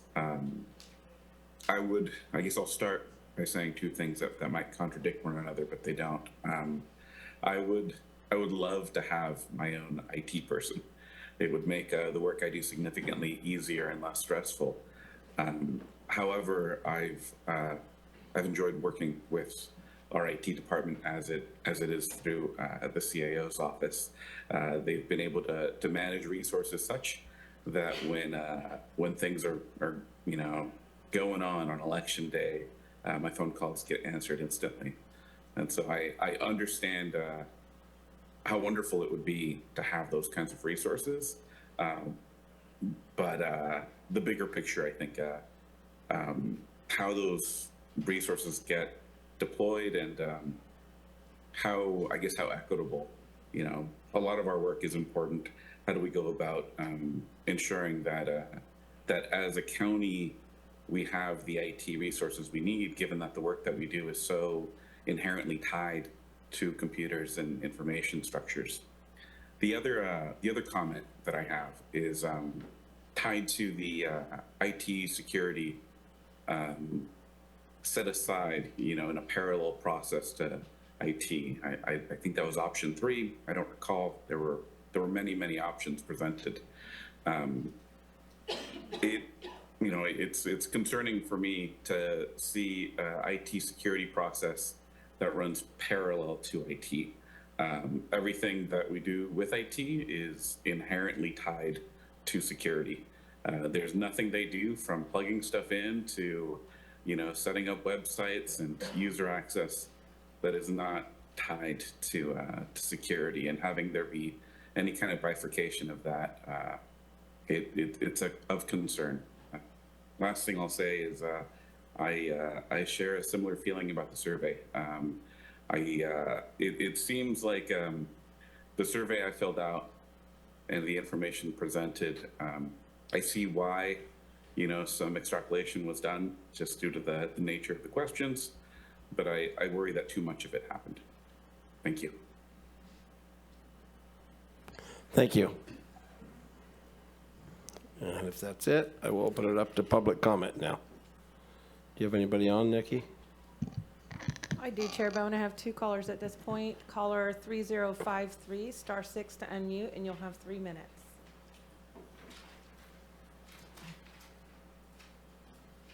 Good afternoon, Thomas Mulder here. I just want to confirm you can hear me. Yes, we can. Thank you. A lot's been said there. I didn't even know this meeting was taking place. I just randomly was on the internet, looked it up. Quick, brief thoughts. There's a lot of decisions to be made. It's a little scary that special meeting on a Monday afternoon with this many topics, so hopefully any rash decisions aren't made yet. It's very interesting to hear what different department heads think, and I think you should cautiously move forward. There's some good cost-saving approach, but I liked hearing, I think it was Director Ford said something about what your end game is. Just hearing that, I would like you, when you're making these budget cuts, to think about that and look what your end game is. We have a huge downturn, so I know you have budget crises, and you've caught my attention, so I'm here listening. So look forward to the discussion. Thank you for the opportunity to talk. Thank you. Next, we have caller 5288, *6 to unmute, and you will have 3 minutes. The same as Thomas Mulder. Can you confirm that you can hear me? This is Kent Sawatsky. I can, Kent. Thank you. Thank you. Yeah, very, very large topic. Briefly, if it's not broken, don't fix it. One of the few things that are not broken is Ryan Derby and your OES. I would definitely leave that one alone. There is no reason why you can't have an IT department that handles centralized IT, that has representatives that deal directly with the problems and situations within each of the other departments. That should all be combined together. Same with payroll, should all be combined together. And again, you can have representatives within those things. You'd probably be transferring people over from Connie's department. Connie, I wanted to let you know, I have a crying mom here right now, and I'm going to dispute whether your Child Protective Services is working correctly. I hope you will get a hold of me. We'll see what we can do before noon tomorrow. This does not bode well, and there are problems. And so I'm about to the end of my wit's end on that, but we'll talk about that. Hopefully, personally, leave this one aside for right now. Regarding IT, AI and things, I think it's interesting. I remember when I was like about 10 years old at Disneyland, they had the automatron there with I think Abraham Lincoln, and I could totally see automatrons for all you guys. They could program all your comments in historically how you responded, and that would actually be consistent. So it's very interesting. Things are changing. We are in a cycle, normally about a 10 to 12 year cycle as far as economics go. This could be a 30-year cycle or more. So highly recommend you follow a lot of the suggestions such as Steve Madrone made. I always found his very valuable there. The public is watching what's happening here, and it's a whole bunch of doing studies. Probably, again, just like you said, maybe 10 years from now, you'll be in the same position, but your budget will be of half the value it is right now. So good luck with this one. Look forward to participating tomorrow in the Supervisor Chambers. Hopefully, I will have a good report out from Connie Beck regarding resolution of a major problem in her department. Thank you for the opportunity to speak. Thank you. And Chair Bohn, that is all we have in the queue.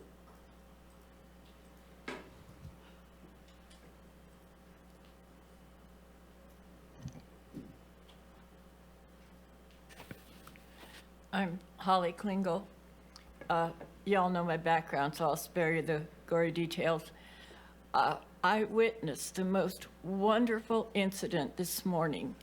I had read in the Times Standard yesterday about this special meeting today, and I was at the Great Trails Summit with many of you on Saturday, and wasn't that a glorious experience? Now, this morning, I went to the bank to make sure I had my Social Security was there so I could pay my rent, because I've had a rent increase and I've got other stuff going on. And again, I'm going to skip to what I saw. So I was coming north on Harrison, and there was a Humboldt County Sheriff's black quad pickup stopped. So he went, when the light turned, he went, I followed him. Turned out we were going the same place, Miranda's Rescue Thrift Store, where Deputy Justin Bro, whose grandpa was my biology teacher, was magnificent.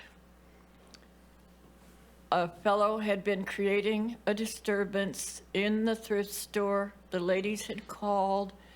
He was there, calm, polite, no lights, no sirens, just, "Sir, can I help you? Are you housed? Is there anything I can do to help you? The ladies in the store don't want you back for at least a month. Can you handle that? Are you sure you don't need shelter?" And Deputy Bro knows, I'm not sure of his rank, but he knows who I am because he saw me sitting there in the car watching. And I could hear every word he said. I couldn't hear the gentleman he was interacting with, but it wasn't necessary. You could tell from the scrawny appearance of this tall, slender fellow that he was on hard times with the bicycle and the grocery cart and whatnot. Anyway, after the sheriff deputy pulled away, I sat and watched to see what was going to happen next, because I still think about going into the thrift store and getting a pair of 99-cent pants. And the fellow changed his shirt, walked over behind the dumpster, I'm assuming to take a whiz because he stayed erect, and then the incident was over and I came here. Thank you. Thanks, Holly. That might have been a little bit off topic, but No, it shows how well our sheriffs are. Yeah, I was trying to make it work for you, Holly. I might have been getting some evil eye over it. Hi, Nancy Stark. I'm your Legislative and Policy Manager for Health and Human Services, and I just wanted to come and just say thank you for your careful consideration of option number 9. It always seems like these conversations around reorganization, realignment at the state level, that only happens during budget deficits, right? So I really want to thank you, Supervisor Wilson, for those comments around let's have these discussions all along, right? And do what makes sense, not have a budget-driven decision. That said, it doesn't save money to move the legislative and the PIO positions under the CAO's office. In fact, it creates a hole in DHHS. Those Wendy Brown reports, the consultant reports, almost 10 years old, and I'll tell you, we did not just sit on those, we acted on them. And we made strategic decisions and implemented new methods and ways of doing business so that now Sean Quincy, your deputy CAO, and I talk almost daily.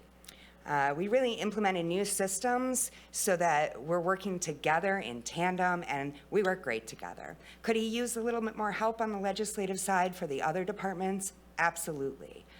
So create that. But taking positions away from DHHS to fill that hole just creates more holes at DHHS.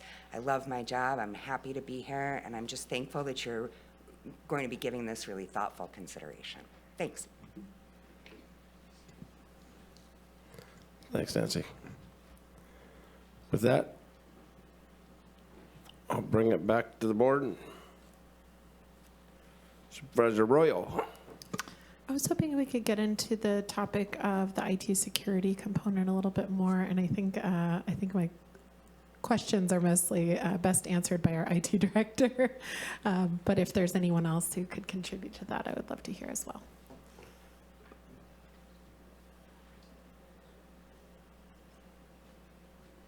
Hi, Scott Irving, IT Division Director. What's your specific question about it? Well, I'm hoping to understand the landscape of our IT security a bit more, and how what your thoughts are on the item in here. There just wasn't a ton of detail, and I know when it comes to security, we don't always want to give a lot of detail. But if you could help me understand on a broader level, that'd be great. So currently, I'm the acting security officer for the County of Humboldt because we have that position vacant, and works on the job description. We currently have, as Karen stated, 2 full-time security analysts, and then DHHS has 3 departmental systems analysts who are assigned to their security team, and they do similar functions, but not in the level that our security analysts are in charge of all the access lists on our firewall. And we're trying to work as one team by doing the IT security meetings, where committee meetings where we're developing security policies, because that's never been done. So those are all in draft right now.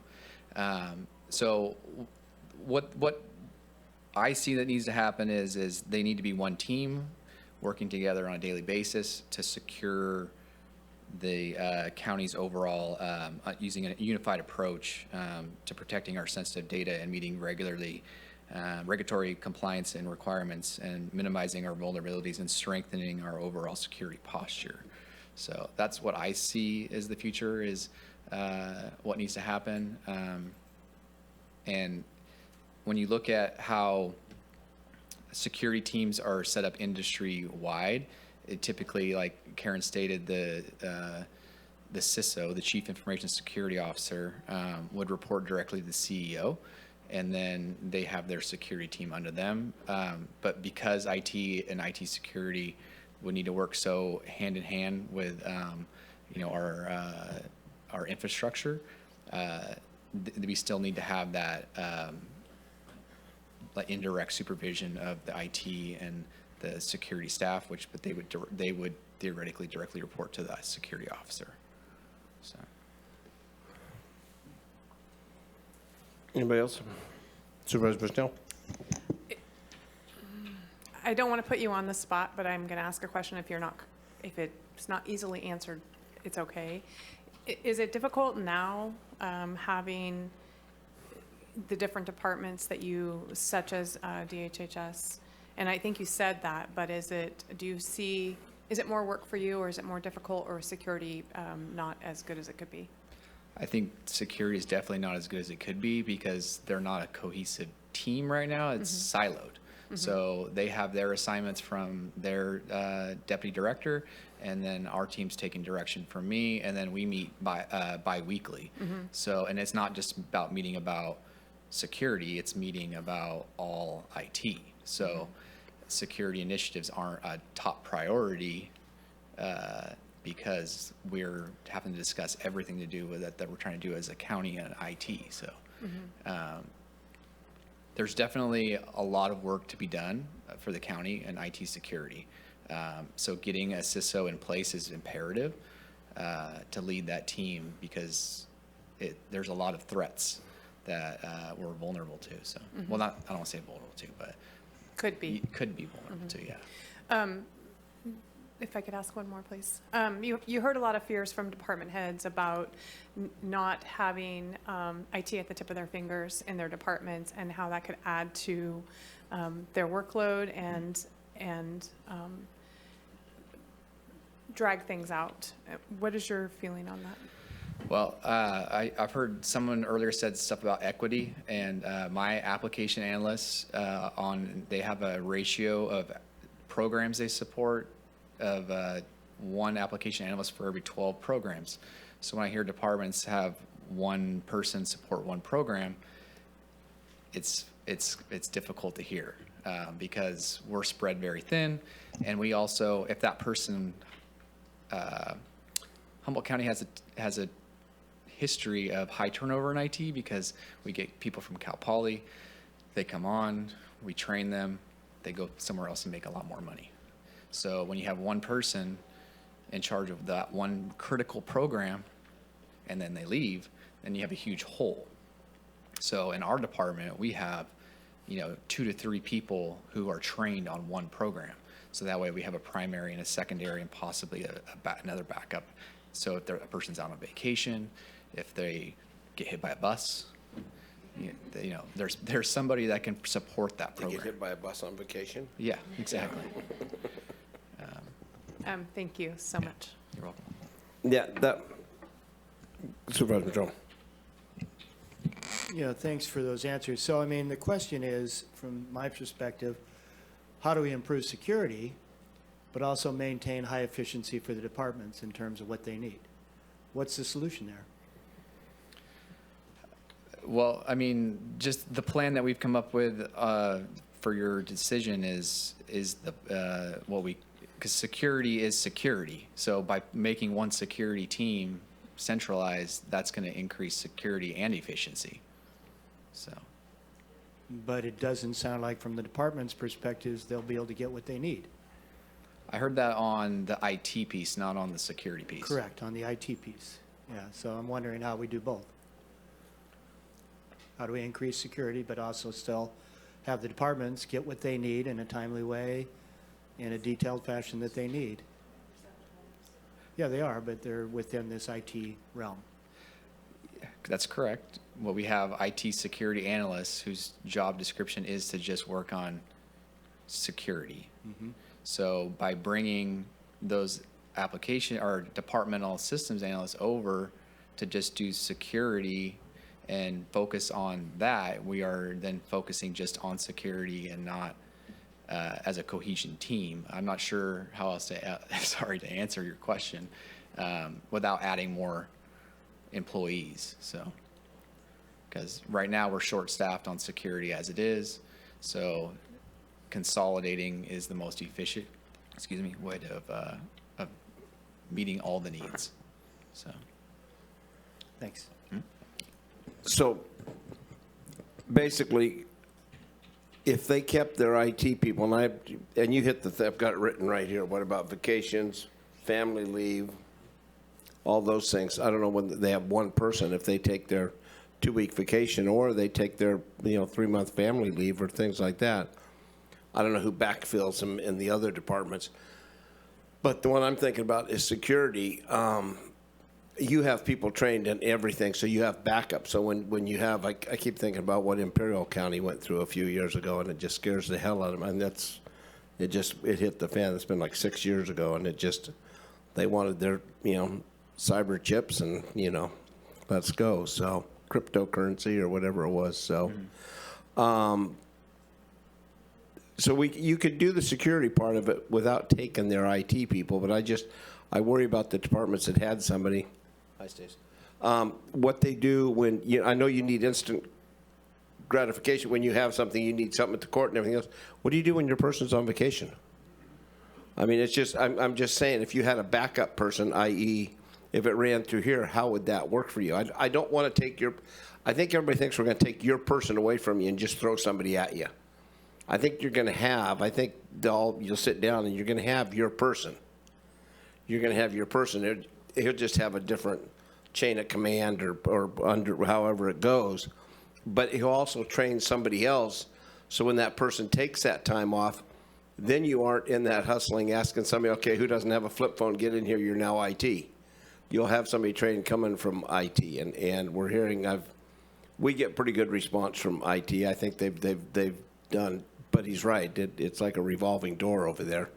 They get a couple years, out of the college or whatever the case may be, and then they jump right into this. So, and right now again, I'll go back to that AI thing because it seems like that's what's on the front page of the paper every day. I think we're going to see more of this where we need this more consolidated, and I don't know if consolidated is the work. I'd like to talk about it being a seamless agency, so everybody worked together on that. And I think if we sat down, I think that one, both of these things could be met, because my biggest fear is that get somebody shutting us down and asking. We've had probably 20 businesses in Humboldt County get hit up and then had to either paid or try to redo their thing, or either pay crypto to get out of it. And it's $25,000-$30,000 every time for the smaller ones and more for the bigger ones. So I don't know if it would work. I don't know if we just didn't get enough on paper to do this, but I think it's doable without taking anybody's security of the person they're working with, because I don't think they're going to, the person that's working with you now is going to be the person working with you, but when he or she is on vacation, there'll be somebody else to come in behind them. Well, I think if you're talking security and you combine, the 5 into one team, then you have 5 people to cover security and DHHS's needs for compliance, and so we would be cross-training the IT security in everything that they're doing as well on a day-to-day basis. And then if counties got absences, they can cover there. So it makes a more seamless, as you said, team. As far as the IT side goes, like you said, you got to have that redundancy in the workforce, so that way when people are out, you can cover for them, and I think that's the most efficient way to do it. Well, I don't know if we're going to make a decision on this today or not, but I think one of the ways to do it is have the 5 IT people that aren't talking about it come talk to your department and have them sit and talk about it, because I think they speak a different language than we do. They have a full understanding, and see if it would work for them, and see what the issues are, because these guys probably all have that knowledge. I don't, I'll tell you that. So thank you. Good. Is that Yeah, Supervisor Rowe? To continue on that theme, I agree that we're probably not going to solve everything around this particular issue in this meeting right now, but I am interested in exploring this further. So if this is one that we could, bring up to the top for further analysis, I don't think that it inherently means that we're going to make this change, but I am concerned about information security and wanting to be sure that we have that, like you're saying, that redundancy in people and capacity to address this, because it is something that we've seen local governments really struggle with, and we don't want to be on the receiving end of that. So I'm very interested in finding a way to make that happen. I realize it might be a little bit uncomfortable, but asking that, that conversation happen and a recommendation come back would be, would be really helpful. I also wanted to note on a totally different topic, but I think this affects most departments. I'd like to voice full support for office closure to the public on Fridays for offices that can, and teams that can do that. I know some have a variety of reasons why they can't be closed on Fridays to the public. But for those who can, I want to, be able to provide that, essentially the political support for that to happen, so that teams can focus more effectively and efficiently on that day. And, I think we said during the budget ad hoc meetings that we were open to all kinds of different ways of doing work, if that's 410s, or if that can be navigated from a human resource perspective, and give people the flexibility that they want or need, also open to that. But I would say that office closure to the public is something that I'm completely fine with happening on a dedicated day a week if departments can do so. Supervisor Wilson? Yeah, I'm back at IT. Sorry, you sat down. And so, sorry about that. So, we kind of, there's the 2 options, which is the centralized IT, and then there's centralized IT security. If the IT itself remains the same and sort of is status quo, does the centralizing the security, is that an independent option? I see it as an independent option, yes. Okay. I think and especially from the earlier reports, it should be done immediately. It should be a high priority. Okay, and then I think there's concerns, I think, certainly around certain departments having, or not, I guess, feeling that they're underrepresented in terms of the IT capacity, throughout the county, and some that are feeling like they really need this in-house person.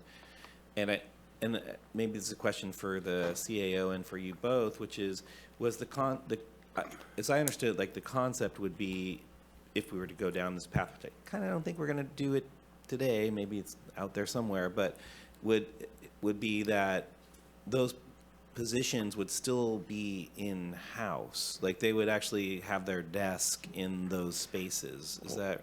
It's correct, because Okay. right now, IT building there's no more capacity. So they would have to reside in their departments, and just the structure in which they report and how we would become a team instead of decentralized, siloed as we are now. So, but I guess I think a fear would be like the way that's a little in the down pedestrian level here, which is we ask for like tickets, like, it's like, okay, the work ticket sort of thing, that option. And so I think I would imagine that a department head's kind of concerned about, well, am I going to centralize this request for assistance within my department that has to now go through another building and then come back, and if maybe that person's gone, that that's slowing down what they believe to be their direct request for help, where they just look at somebody and say like, I need help. So, I understand that, but at the same time, that those issues aren't being documented and tracked for trends by not creating a ticket. So any well-oiled IT department, whether they're a one-man show or 50 people, should be using some sort of ticket tracking to see trends and solve issues before they even occur, because you have trends to go off of with the tickets. I see where you're coming from, but that still doesn't answer. I mean, that still doesn't, I think, answer the anxiety or reach to the anxiety of the I don't think you're ever department head. gonna get rid of that anxiety of Yeah. not being able just to shout down the hall, hey, come look at this. But Yeah. if they're still housed in their department, what we would expect, we call them hallway assaults. The IT. That's the last time you're going to use that. That's a technical term. Yeah, the IT person in that department would then go create the ticket to document what they've done. Okay. Because right now that's not being done because they only have user accounts in our ticketing system. Okay. They can't create. They're not ticket owners. Okay, and so and I think as a and what you're saying is when you say biweekly, you mean every 2 weeks. That's just with DHHS. That's just, but you don't. Do you have something where you kind of all get together, where all the ITs are kind of come together? I meet. IT management meets monthly with planning and building, and the DA, and then we meet quarterly with the sheriff, and because those are the departments that typically have the most big projects going. And then because DHHS IS is essentially we're the same size, Zach Smith and I meet bi-weekly. Okay, I've gone too deep into this because I'm not managing this, but what it tells me is that there's probably some room for really analyzing that process and seeing if there's ways. I can see why this is on our thing here, and I can see why it causes anxiety. So I think there's probably somewhere to get to that can increase communication all the way around and do this. I'm just hoping and asking that this is probably not going to not survive, but I mean it's not. I don't see I don't feel that we're going to get there today, but I can feel like we need to get somewhere. So I'm going to drop that one and go to something else. Thank you for that.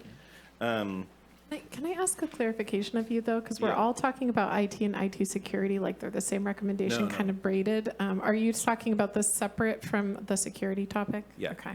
And it's quite possible, you can say seated, it's okay. It's quite possible that if we consolidate the security, it might actually help us in the communication on everything else. I'm just putting it out there. That I feel like there's a direction to go in. Yeah. I don't have it, but so okay. I want to jump totally to a different subject, just really briefly, which is I know the OES stuff was on here. I wasn't honestly expecting us to have that conversation today. I'm not going to have much more of a conversation of that, other than to say that I really appreciate Ryan, Mr. Derby, and we've had these conversations, and so I really appreciate his willingness to have those discussions and to talk about our community partners and sort of the evolution of that. So I want to put that out there. And also, yeah, the location of OES is terrible. It has always been. If anyone's ever been in there, it's like going into a movie set for like those movies where people are in the bunkers and you have like the civil defense stuff everywhere. It is just like that. Like it is so retro. It's not. That's what it is. That's what it is. Right. It Exactly. is our civil defense bunker. That's what it was built as. So yeah, we do need to evolve out of that primordial soup of a bunker down at the bottom of this building. So I'm happy that we are going to have more of those discussions as part of our facilities discussion. So that's all I have in this moment, but I just wanted to say that.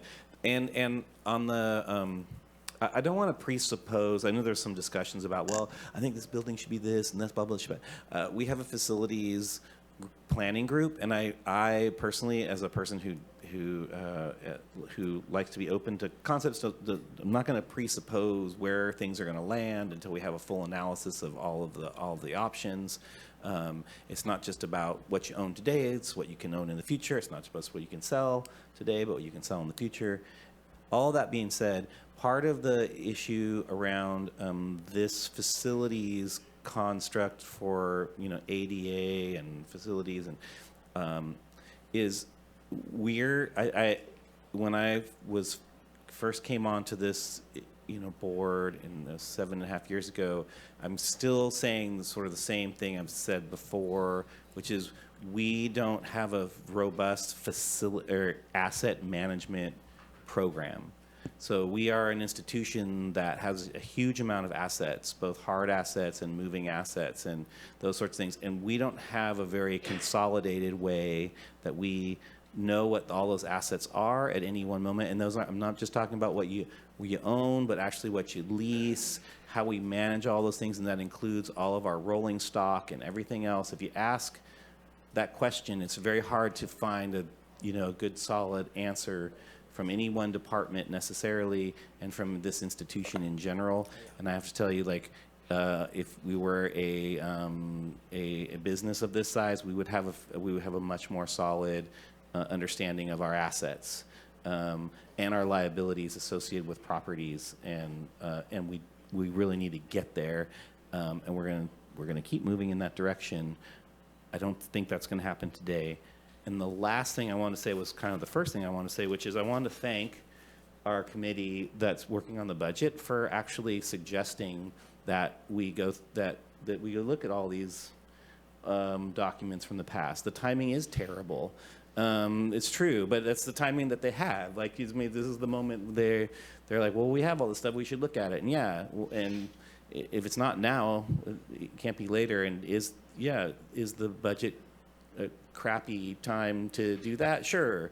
But this is the time when they suggested that, and I want to thank you for doing that. It was actually kind of brave, and because this is the time we're full of anxiety about these things, and to what was said before about the timing, we should be doing this more often, and in the good times we should be we should be doing, but in the good times, you're like, oh, hey, everything's cool, everyone's doing great. Why would we reorganize anything? Well, it turns out that it's not as fun or as cool at this moment in time, but you still have to analyze for that. And if things need to be put off, they shouldn't be forgotten. And so I would like to make us establish a more annual understanding of our systems, so that we can not have this happen just at this time. So thanks. That it? That's it? All right. Yeah, I think out of all that I got out of here is our IT director said we need to have a consolidated security system. I think that's what I basically heard. And if you've heard the woes of anybody that has been hacked and their files locked, and thinking of it as a elongated power outage that your generator doesn't help. You don't do anything. Everything's folded up, and then which means nobody gets services, nobody gets anything. And since we're basically a service organization at the end of the day, that's what we need to protect more than anything else, is the services we provide. I mean, it's nice that we talk about the buildings that we're going to provide it in and everything else, but getting the services out. The closure on Fridays, which is interesting, but the closure on Fridays, we're still going to pay for a 40-hour work week. If we go to 410s, we'll pay for a 40-hour work week. We're not going to close Fridays and go to a pay for 40 and get a 32-hour work week, are we? I'm looking for clarification because it's a $10 million savings. So somewhere, if it's a $10 million save, That's for the furloughs. Yes, that would be mandatory furloughs. This option that you're considering. Karen, your mic. Is closing the office to the public on Fridays to allow staff to work without interruption. okay, all right, thank you. On that? I Did got you it, want but to offer anyway, yeah. clarification? Well, I said the 40-hour work week, which is a separate thing. We floated that as another idea of just like trying to increase the support for flexibility within departments to figure out the work schedule that best suits their needs and the public serving, like public facing schedule that best suits their capacity at this moment in time where a lot of them are doing more with less. Okay, I just got some paperwork on a I think county in Washington that went to a 4-day, 32 hours, paid for 40, and they're talking everything's got, but it's also a county of 612 square miles and 18,000 people, so it might be a lot easier to do it that way. I mean, Yes. I could offer a motion, and I think, I don't know if Supervisor Madrone wants to, but I appreciate the report that we have back, and I also want to say to the department heads, you know, I had it, Supervisor Arroyo and I had a lot of discussion around this, and the reorganization word scared a lot of people, and a lot of department heads, and I can see why. I think that, and I'm not sure who said it, but maybe Director Ford did, that we wanted to talk about these things because we're in a budget crisis, and how could we find efficiencies or help our budget in the long run.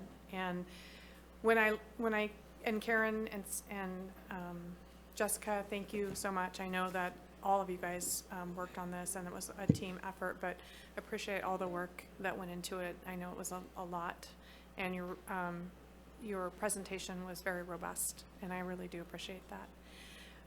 But I do think for myself, right now, like the one-stop permitting, I think is a fabulous idea, but while you say it's gonna cost 500 and something thousand, and part of that is for the rental, to move those facilities, I think would be additional costs, and that always happens every time, you know, because then you got to move the IT, you got to move the computers, you got to move this, you got to, you know, and I don't know if all that's taken in consideration. I don't think all of that is, and so I could imagine that could easily be $1 million in the end when you join all of those departments together. And I don't think when we're asking departments right now to hold vacancies and do more work with less, that this is a time that I want to make that commitment right today. And hopefully in a year or so, our budget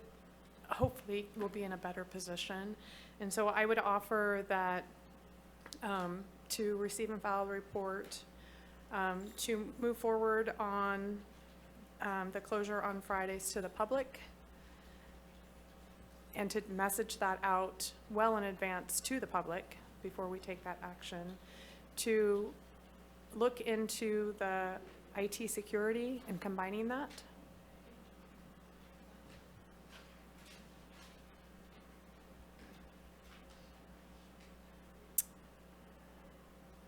And I think that would be it. Unless someone is on this board is very, what? Not including one-stop permitting in your motion? No. Okay. No, not at this time. But, and to revisit this in, I don't know what the time frame would be, but when our budget is maybe a little bit more secure. I'll second the motion, and we'll just see what we can work off of that. So can you remind me of the one was the Fridays, and what was the second thing? Joining the IT security. Okay, IT security, okay. And then also, in the consideration of the motion, the grant coordinator, if someone on this board feels very strong about that. Okay. So that you're including the grant coordinator in your, no, just discussion, okay. The motion is, Those two things, okay. All right, that's fine, I'll probably see if we, yeah, I got you, I seconded enough so we can get this moving. So I have a couple of things, on the one stop, everyone says they want this, and that everyone, but the question is like, do we really have a solid plan to make that happen? And it seems like there's a lot of things, it's part of the facilities upgrade that we're talking about. It's like basically it's an interim step in sort of the broader planning process. And so, I mean, do we feel like we're confident enough to like begin that? One of the largest challenges that we've had over the years is accommodating the staffing size of the 3 different divisions coming together. Planning and Building has done a significant reduction in their staffing over the last few fiscal years. So we do feel like that makes it a more feasible time for us to locate a facility that can hold the staffing levels. Furthermore, we do have just over $2 million in funding identified for this specific purpose. So there is allocations available to make these moves productive. But we do still need to, we don't have a location. I'm looking at Karen to see if she always has an idea in the back of her mind, but I don't think, we haven't settled on a specific location that we would. Maybe what I could suggest is, as a line item, is that the facilities subcommittee working with staff prioritize this and then bring it back to the board, so that we have something to bring back to the board that actually has some meat on it. So assuming that we can flush something out. So we could add that to the motion. Yeah. I'm okay with that. Okay.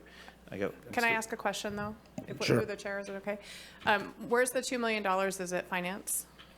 There's $1.1 million in the finance plan, and there's $1 million of general fund dollars that was allocated many, many years ago that is sitting in deferred maintenance.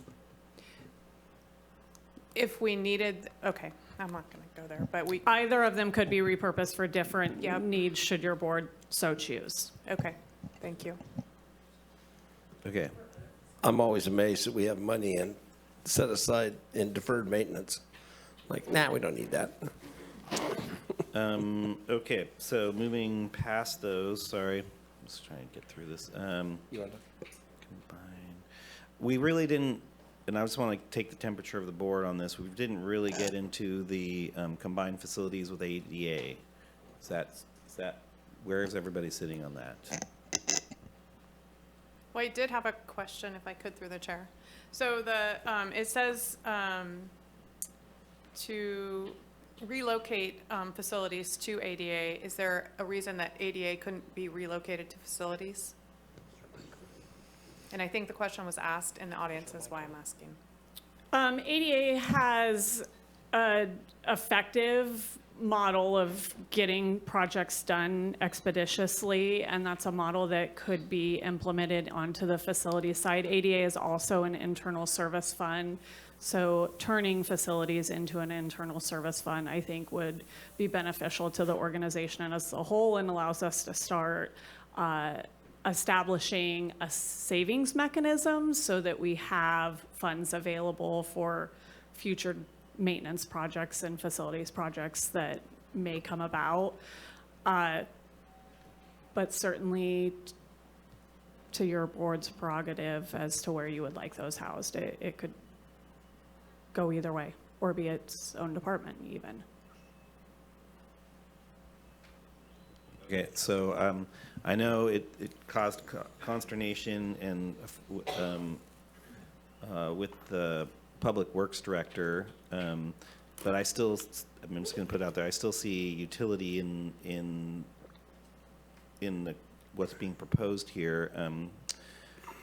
I will say, we went through something similar to this in terms of the airport situation, and I feel like that was a mostly successful move for us. So I'm still okay with it, but that requires two other members of this board to think that that's a reasonable thing. So I just want to putting it out there. If there are two others, then we could do this. But other than that, I'm totally fine. We got a list of stuff to do. There's already a lot to do. If we don't do that today, or if something else happens, let's just make a decision. Through the chair. Please. I also think that this work could be done through the facilities ad hoc, and that it could come back to the board so what it looks like. And that I know that you all have talked about it pretty robustly. Maybe I know that, I don't know that, but I think that you have. And I think the recommendation of how it would work could come back. And so I'm happy to add that to see what it looks like and have it come back pretty soon. But I do want to recognize, if I could just say, that, I do hear our department heads on the request that we did was around savings, and that they're feeling pretty constrained right now when we say no on every aspect of what they want or need is, for financials. And so I do want to just hear that and be mindly of that. Mindly. Is that a word? Mindful. Thank you. So I do want to clarify that while we've talked about the facilities master plan and we've talked about facilities upgrades, and we haven't discussed or bringing a recommendation about a structural change in where facilities is housed or how who supervises that and in what capacity. So that is not something that the facilities ad hoc has yet taken up or been prepared to make a recommendation about. I'm perfectly happy to take it to the ad hoc for further discussion, but it seemed like that level of decision should really come from the full board about whether facilities in some way, shape, or form kind of breaks off into its own thing. Something I did hear from every single department was that there are concerns around facilities. Some of them are ongoing maintenance, some are bigger, projects, and I'll just say out loud, I recognize that Public Works is really stretched thin, and has a lot to do, a lot on your plates, and I do wonder if there are potential efficiencies to be gained by splitting rather than lumping with facilities and Public Works, and we haven't yet come to a recommendation. So if the direction of the board is to explore that further and talk more about what that could look like and a timeline for that and bring it back, then we could do that as an ad hoc. But that's not been something that we have been planning behind the scenes necessarily in that ad hoc group. So this is the first time that the board is really giving direction on it. Supervisor Madrone. Director Ford, how many employees do you have these days? I need him up here. 59. 59. Could you ask how many you have working at the office? Makes a big difference. 56. And does everybody work at the office? Everybody works in the office. So it's 56. Yep. Some of them might telework, but it's 56. 56. Okay, thank you. Could I add one more thing that should be considered as part of the one-stop shop? One of the things we're struggling with, we have been trying to address this, is that we've got a basement full of files. Be better to spend money to convert those into electronic media before moving, so that we're not renting space to store paper. What's that going to cost? I don't have a good number off the top of my head. $1 million? No. I don't think it costs that much. 100,000? Could be. Okay, so rough estimates. All right, thank you.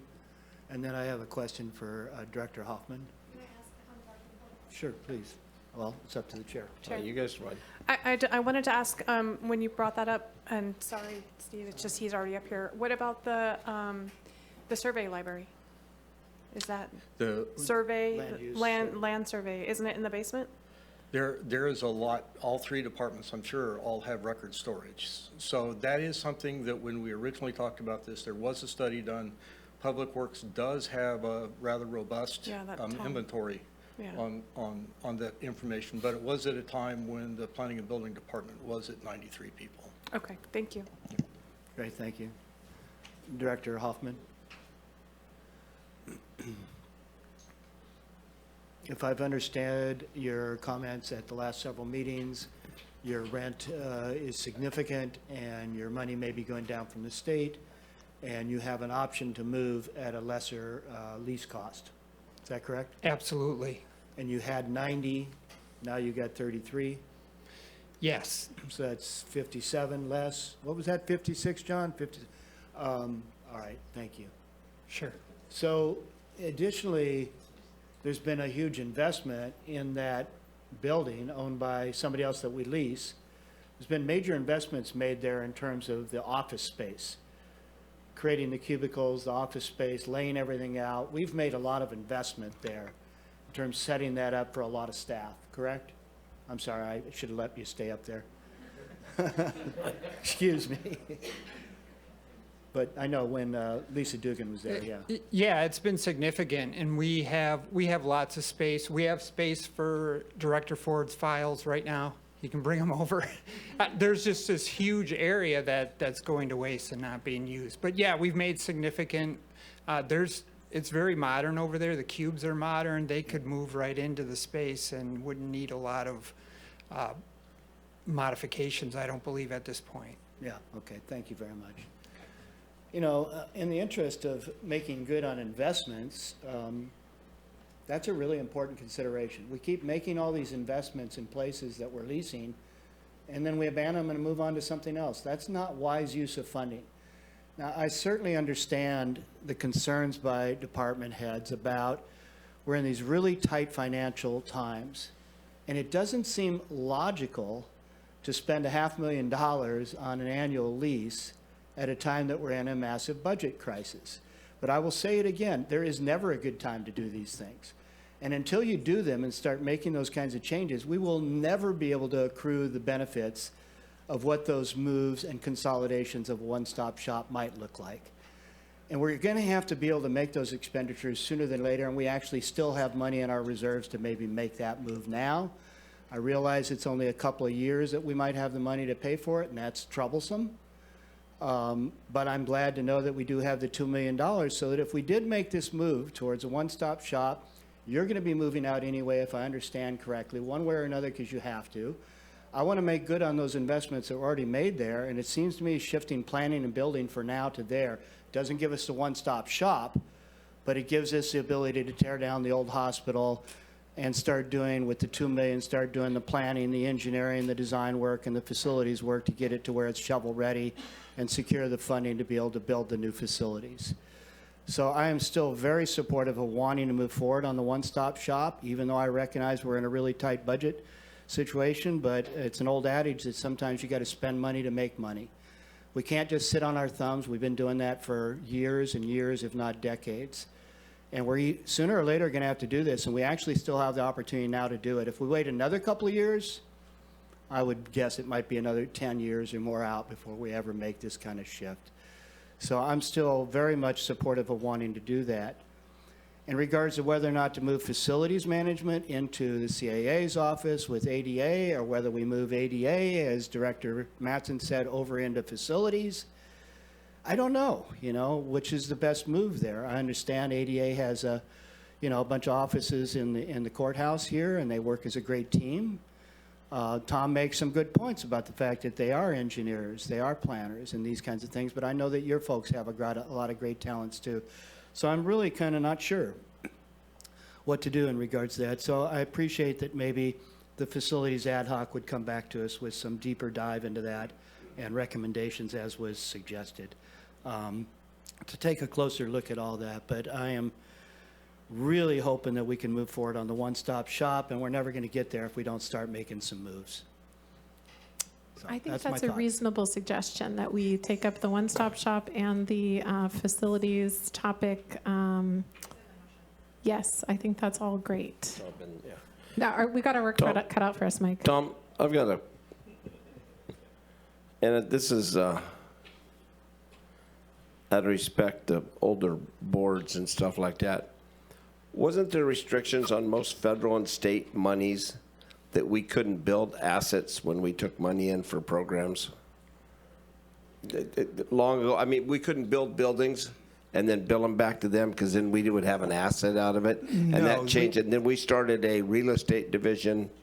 And if we have a public leasing corporation, then that qualifies for that. Yeah, and we started that. When did we start our public leasing corporation? Under our former treasurer, I believe.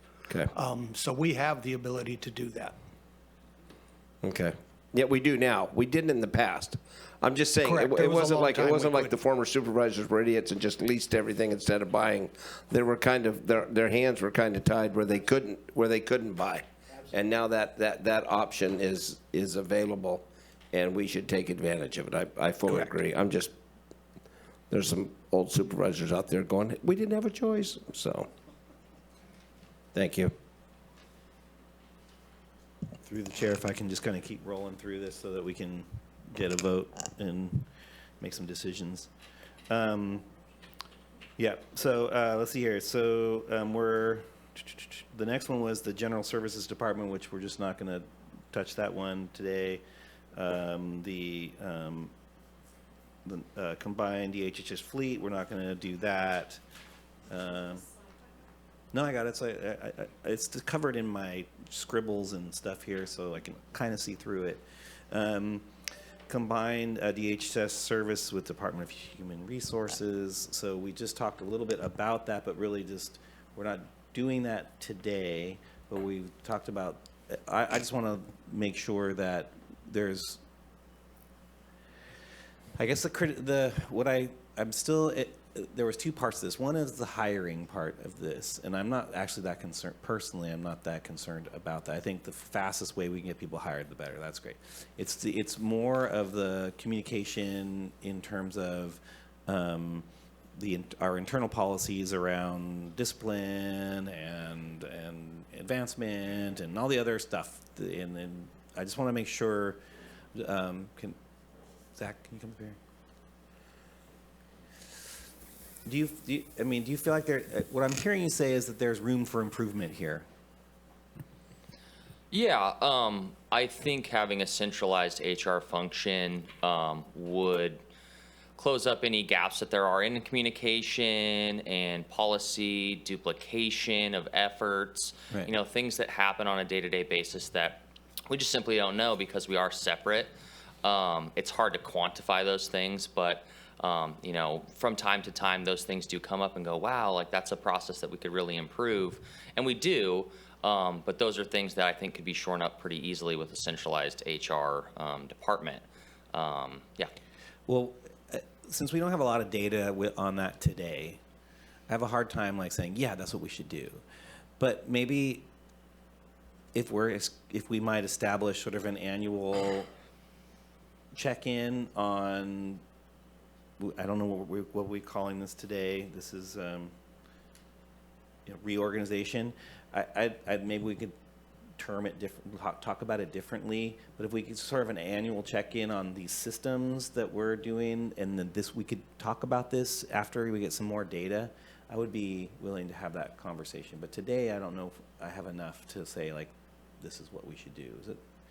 Is that something we could talk about, or what can we do to make that happen? I'm reluctant to have this conversation annually, Okay. frankly speaking, just because it does cause a lot of anxiety across the organization. Mm-hmm.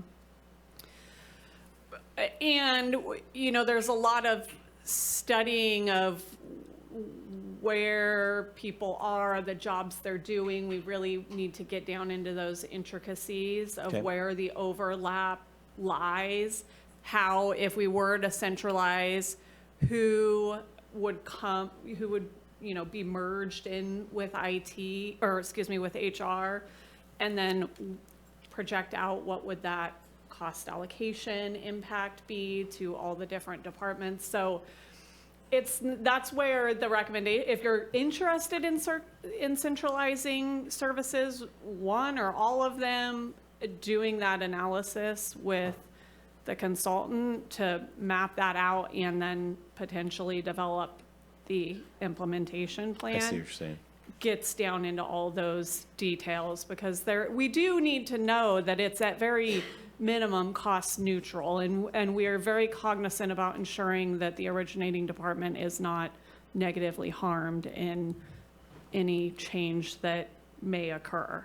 I hear And you. the overarching goal, and it does, I do want to just say, it does state this in the staff report, that centralizing, the intention is not to produce cost savings, it's to produce overall agency resiliency, sharing of knowledge, cross-training, improved processes, How about efficiency?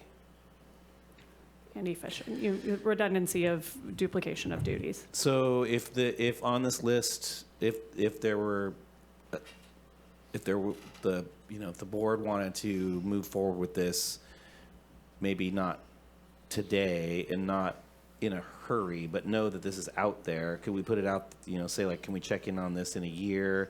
I don't want to, I'm looking at, it does cost budget to do this. It seems like it's going to cost some anxiety, all those things, but I do want to make sure that we're not losing this piece of need, because I just don't want to pile everything on in this moment, but at the same time, I don't want to lose this one. So can you, give me some language that we can do that with? So, I mean, I wrote down revisit and better budget times was what I heard one Okay, of you sounds say. Lovely. Wow. Okay, that sounds good. We got back to what you already said. Yeah. Okay. I think that's it, Zach. Thanks, Zach. Oh, you got a Zach question? No, I don't have a Zach question. Go ahead. Are you done, or? Well, if I'm almost done with this list. then Okay, we it's can about just- the list, so I'll. Okay. Well, I was wondering about the. Oh, she's back. Sorry. Go. Did you say no? No, he still had his list. Oh, go ahead. Okay, so the PIO legislative functions, we're not going to go into that. I think we have to just find a different way to get to that space, because what I'm hearing is that a lot of the other departments could use some legislative help, and I think we need to have some conversations about that internally, and I'm hoping that the departments, that DHHS and CAO's office and some others can work on helping those other departments get some of the resources they need without consolidating everybody together and causing a bunch of issues. And I think that was it. Oh, no, there was the CEO model. So I was you want to jump into that one? Okay, go for it. I was hopeful maybe that, I think the board wants to have more discussion, and I was wondering if we could have 2x2x1s with you and have that discussion, and we can add that to the motion and see what that looks like, get the board's feelings, and maybe then we would also have time, huh? Am I okay? Okay. Then prior to those meetings, we would also have time to talk with our department heads and then to bring something back around that, if we so choose. but not to time set it or date set it. Yeah, I think that's perfectly reasonable. Okay. And I'm still mostly in favor of, without further analysis, of the hybridized CEO model myself. So just putting Is it the out seconder there. okay with that added language? Yep, I am totally down with it. Yeah, You guys are going to have to redistract me. we're good. I think we. All right, and then, okay, I guess I'll hear what, I do want to say something though, thank you on the PIO and stuff. Does our PIO, the two people we have, or person and a half, or person and a quarter, whatever we have, do they reach out to the departments and say, do you need anything? I mean, I just don't see a lot coming out. I know the ag puts stuff out, but a lot of departments don't do as much. We do informational on our website and everything else, and I'll say it again, if you guys print something up on your own as a department head or an assistant, whatever you've got, does your stuff, send it out to the media. They'll print it, tell you what, in a heartbeat. So I'm just saying, do we do that now? Are they aware that they can use our office if they want to? I mean, frankly speaking, it's a capacity issue for Kati. Managing PRAs Understand. alone is a gigantic, time-consuming effort on her behalf. So we have, as the team, we've talked, internally about how can we start to get more positive messaging out. And, we hear oftentimes that one of our challenges is that we're just not talking about the good things that we're doing. And frankly speaking, it's just it's a timing thing. It's, putting out emergencies and fires and just dealing with the day-to-day things that doesn't allow a lot of time to do some of those extra things. We would love to get there. We're looking at ways that we can get there, but with Kati serving as the primary function and then with Sean being on the legislative time, it's a lot for one person to manage with 20 departments in the entire organization. I understand, and I just want to, it's just like Saturday, I had the pleasure of attending something or going to something with Supervisor Arroyo on a $2 million grant that we got for a recovery, detox, combination, everything that we're working on that's being built and should open up by July, maybe 1st of August. It's a huge thing, but they haven't put out a lot of stuff on it because it's not something you want everybody to know where it is and what you're doing and everything else. But that was money that they hustled out of McGuire's office by visiting and knocking on doors and everything else. But it was also something they found, and we could fill the need, and we could be somewhat shovel ready. So that was something we wouldn't do. I don't know if we'd have that if we were consolidated, because you get so many people. I'm always calling, where's the home key money? Where's this money? And we're seeing some of that come into fruition. We're seeing the building down here that we worked on that was a COVID house at the beginning in 2021. I can remember Connie and I sitting in the lobby with the owners going, would you give us every room you got for $50 a night? Because we were renting 50 rooms for $100 a night.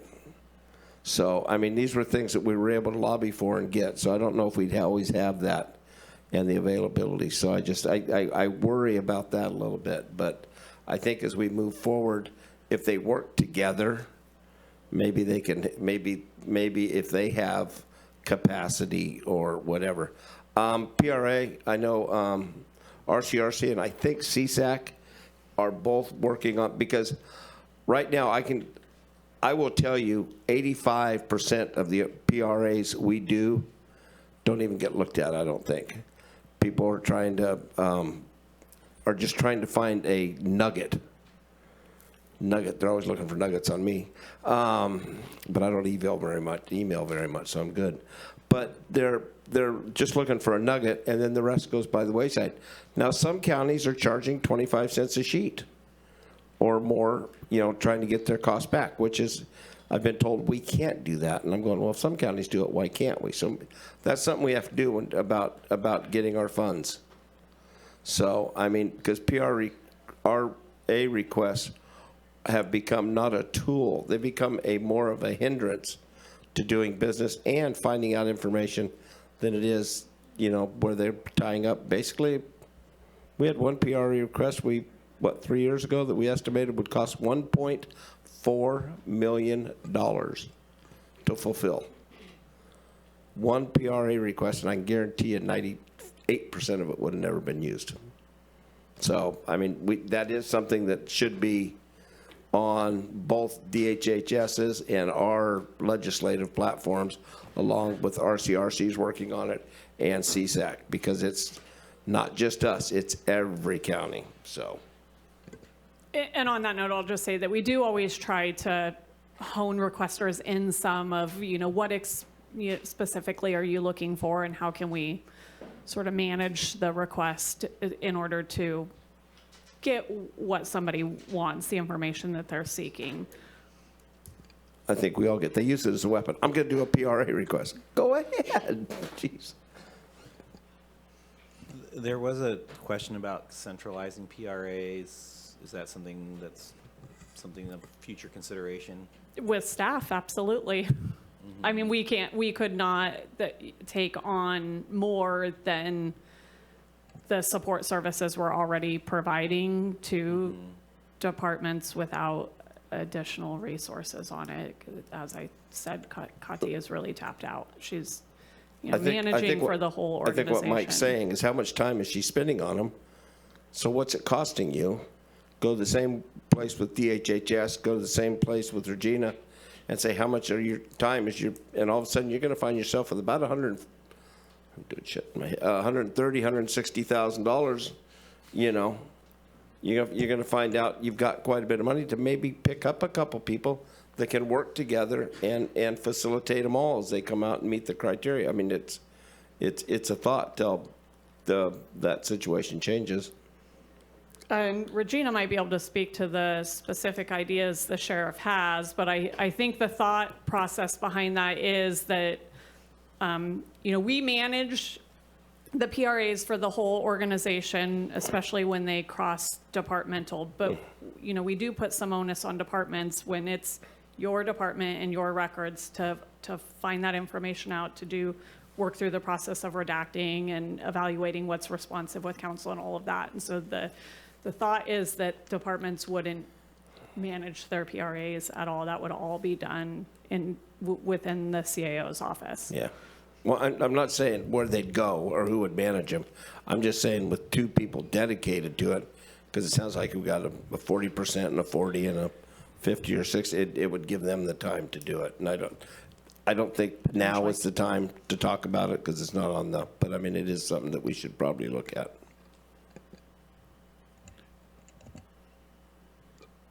So go ahead.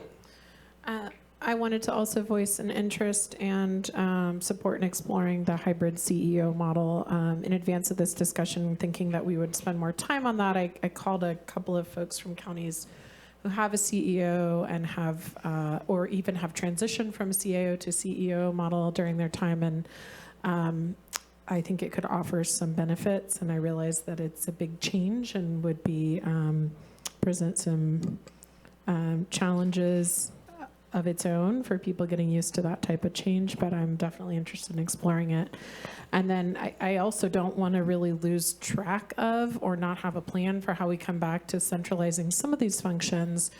I do definitely recognize that the procurement and IT and HR functions, right now it's a lot to unpack, and I'm also interested in including PRAs in there, but I'm not sure. We're talking around it and also saying we don't necessarily want to have to do this every year. So what might make sense as a conversation to come back to that? I don't really want to set up another ad hoc because we have a lot on our plates already. Any thoughts about when that could come back and what kind of framework could result in, kind of digging deeper into those conversations? What? I was just thinking, I think they've heard us loud and clear, so I don't think they're going to put it on the back burner. I think they're going to probably get answers to all those great questions you asked right there, but and bring it back in a timely manner. Or do you have a date set you want it by? Or I think Karen has a thought. Karen, yeah. And I'd love She to hear does. from Connie too, because a lot of this is her department.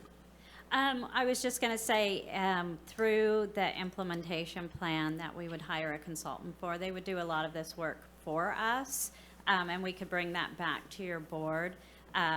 This is not something that we would implement within the current fiscal year. It would probably be something, if your board chose to move forward with it, it would be implemented in the next fiscal cycle, being 25-26. So we could work with the consultant and bring that information back to your board. I don't have a timeline for that specifically at this point. It is going to take a consultant's help to work through what it's going to look like. Because, I'm hearing a lot of what's it going to look like. We've kind of lined out the bones of it. If you're interested in it, which I am hearing some interest at some level, then the next step is to having a consultant do a deep dive in that. And the only thing on my question is, I heard they're basically the same. Is that right? CAO, CEO, it's, I heard twice it was basically the same. Is that just to convince us or to convince? But I'm saying the other thing is, there was a $10,000 cost for comp and staffing. So obviously, if we have to have a $10,000 study, we're not going to be exactly the same. No, so it provides a different authority level, whereby if you went to a CEO, that person could have some expanded decision-making authority as directed by your board. It also gets codified, and then the reporting structure of the appointed department heads, maybe all of them, maybe whoever your board chose, would be direct reports to the CEO. Even that relationship there can, be determined by your board's direction as to what sort of oversight you would like the CEO to have over the appointed department heads and what level of interaction your board still wants to retain. It's, a lot of that is malleable to your board's wishes. So, Bushnell? So the cost study would be for wages? Well, there were two numbers provided. One was for a class and comp study. Which is and then wages, once okay. that's determined, we'll know what those cost increases would be for the organization. And then the implementation plan would include that cost benefit analysis once that was complete. Yeah, and so when I was looking, I don't know, Supervisor Arroyo said she kind of looked into it, but the CEO model is definitely above the CAO model. So that would, so you would get that information back, but it would cost money beyond the 10,000. That's just for the study, right? 10,000, just a study. Yeah, okay. No, that 10,000 would be included. That 10,000 would include the analysis of the CEO position and then the cost benefit. For the, And if I could ask one final question, what does the consultant cost? That's the consultant Oh, cost. but I think We don't know what the salary would be. So I think the consulting work was more around, that's 10,000 is for the consultant for everything? For the CEO just for the model. CEO. So I think Supervisor Arroyo was talking more around the DHHS portion, right? I talked about both. I was just saying, yes, I'd like to explore the CEO model further, but it sounds like we're not going to, necessarily, well, maybe we're wrestling with it today. But then also that I would like to understand how we're going to come back to this topic of, some of these functions, not all of them, that could be centralized. And, I'm open to something where it's incremental or where it's, a partial move where that makes sense, and where it doesn't make sense, we want to know. So it looks like Connie's ready to share some thoughts. Yeah, for me, I would just ask that we do this, space it out so that we actually have time to do it. We can say that we're going to hire this consultant and they're going to do all the work, but they're not. they're going to use our staff time and expertise to hear all the reasons why or why not, right? So it's going to take time, and we don't have staff that have time to do the work that they're currently doing, let alone do this extra work. So I just ask, if we're doing this, I'm not opposed to it, but we do need to space it out so that we have staff time that can actually do the work. Very true story. You know what a consultant is? That's a guy you hire to tell you what time it is, and he borrows your watch, and then he asks you what time do you want it to be. So. And the cost benefit analysis to all of these things and bringing that back to your board for your decision will be really important, instead of just doing the cost analysis and moving forward, because I think that there's more to the discussion and the cost to implement all these things than we realize. Yeah, and I think the visuals on the CAO and then the CEO, if it comes back where we have to pay everybody a lot more money, that visual is going to look like hell in this time and place. I'm sorry. It's just going to, you're going to do more work, you're going to do everything, I understand, or seem to, but the optics on that would be bad. And that's the same as adding the additional Fully understand. central services and ISF charges that we're talking about The today. argument's been made both All of times those about, are more cost to departments. we had one person say we can't spend any more money, another one says we have to spend money to make money. And I tend to agree with that one, but we're going to have to be very careful, because if you don't have it to spend, it becomes a different situation. Chair, So, could Karen answer the question about the consult? Do we have a price for the consulting work that would need to be it'll done? be a bid, I imagine. Huh? For the CEO? No, for the centralizing, yeah.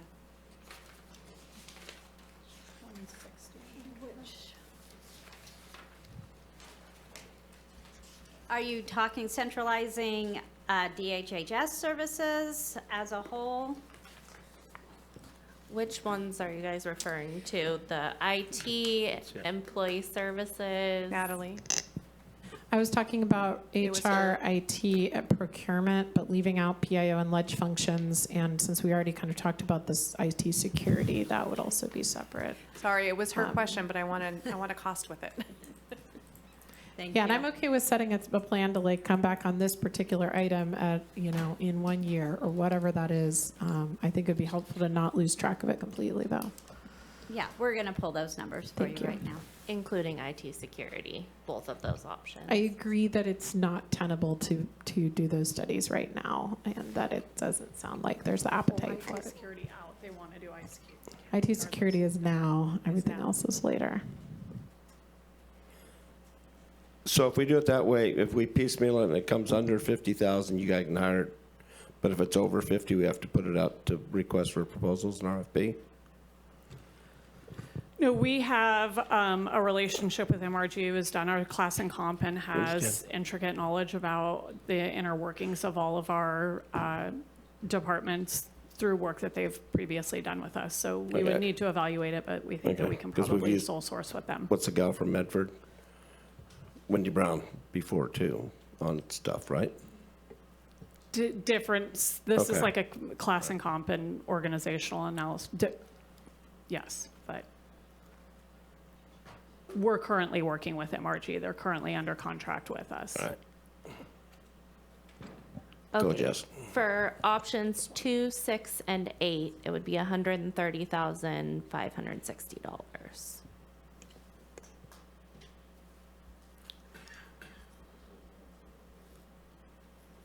Can would you consider adding to your motion to bring that back? I don't even want to say in 1 year, because putting it in 1 year is going to be right before we adopt next year's budget, which is going to be another difficult time.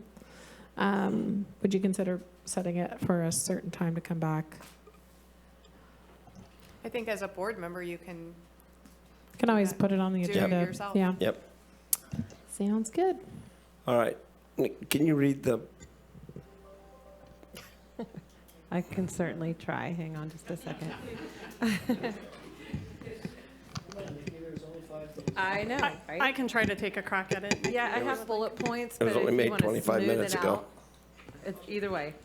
So the motion would be to Wait, hang on, Karen's, Sorry, I'm not sure that we reached a consensus, a motion on the grant coordinator position. It's not included in the motion. Thank you.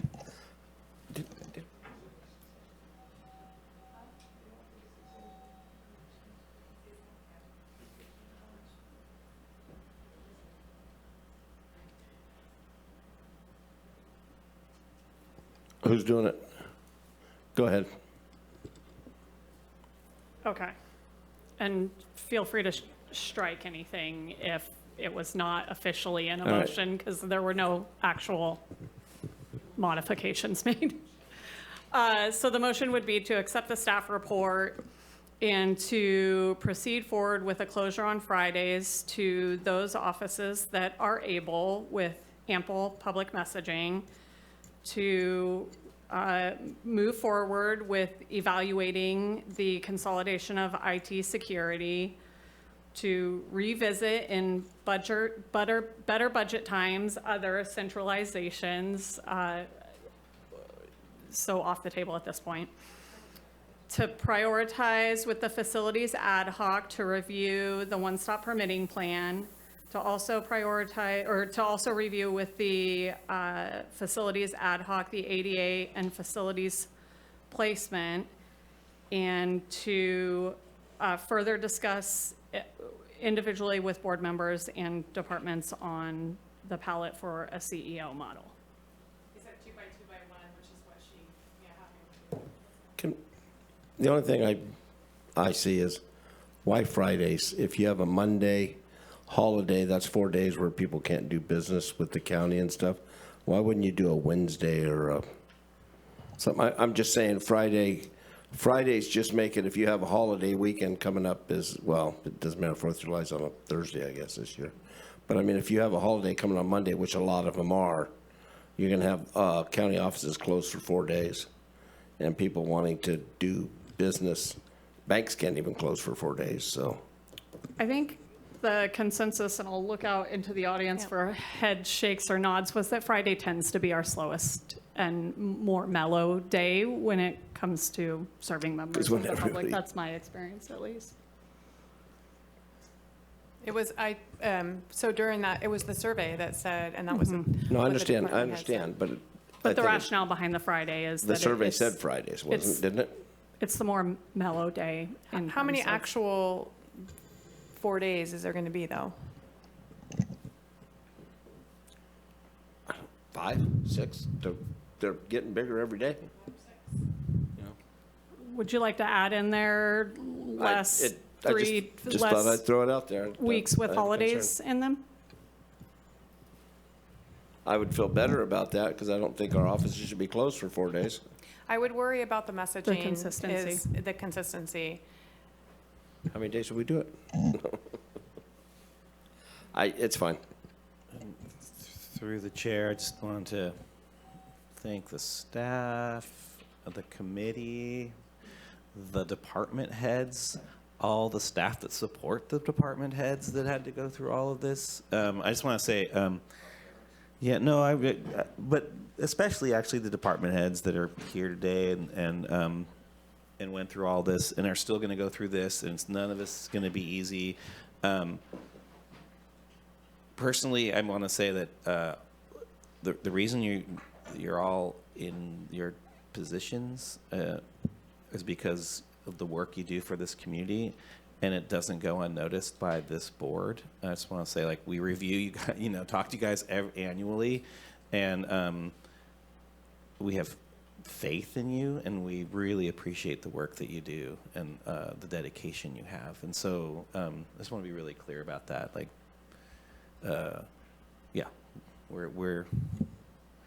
we're hopefully, not hopefully, I know we are on the same team.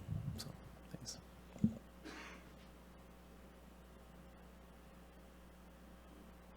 Nikki? Ready? Okay, we'll start with you, Chair Bohn. Yep. Thank you. Supervisor Arroyo?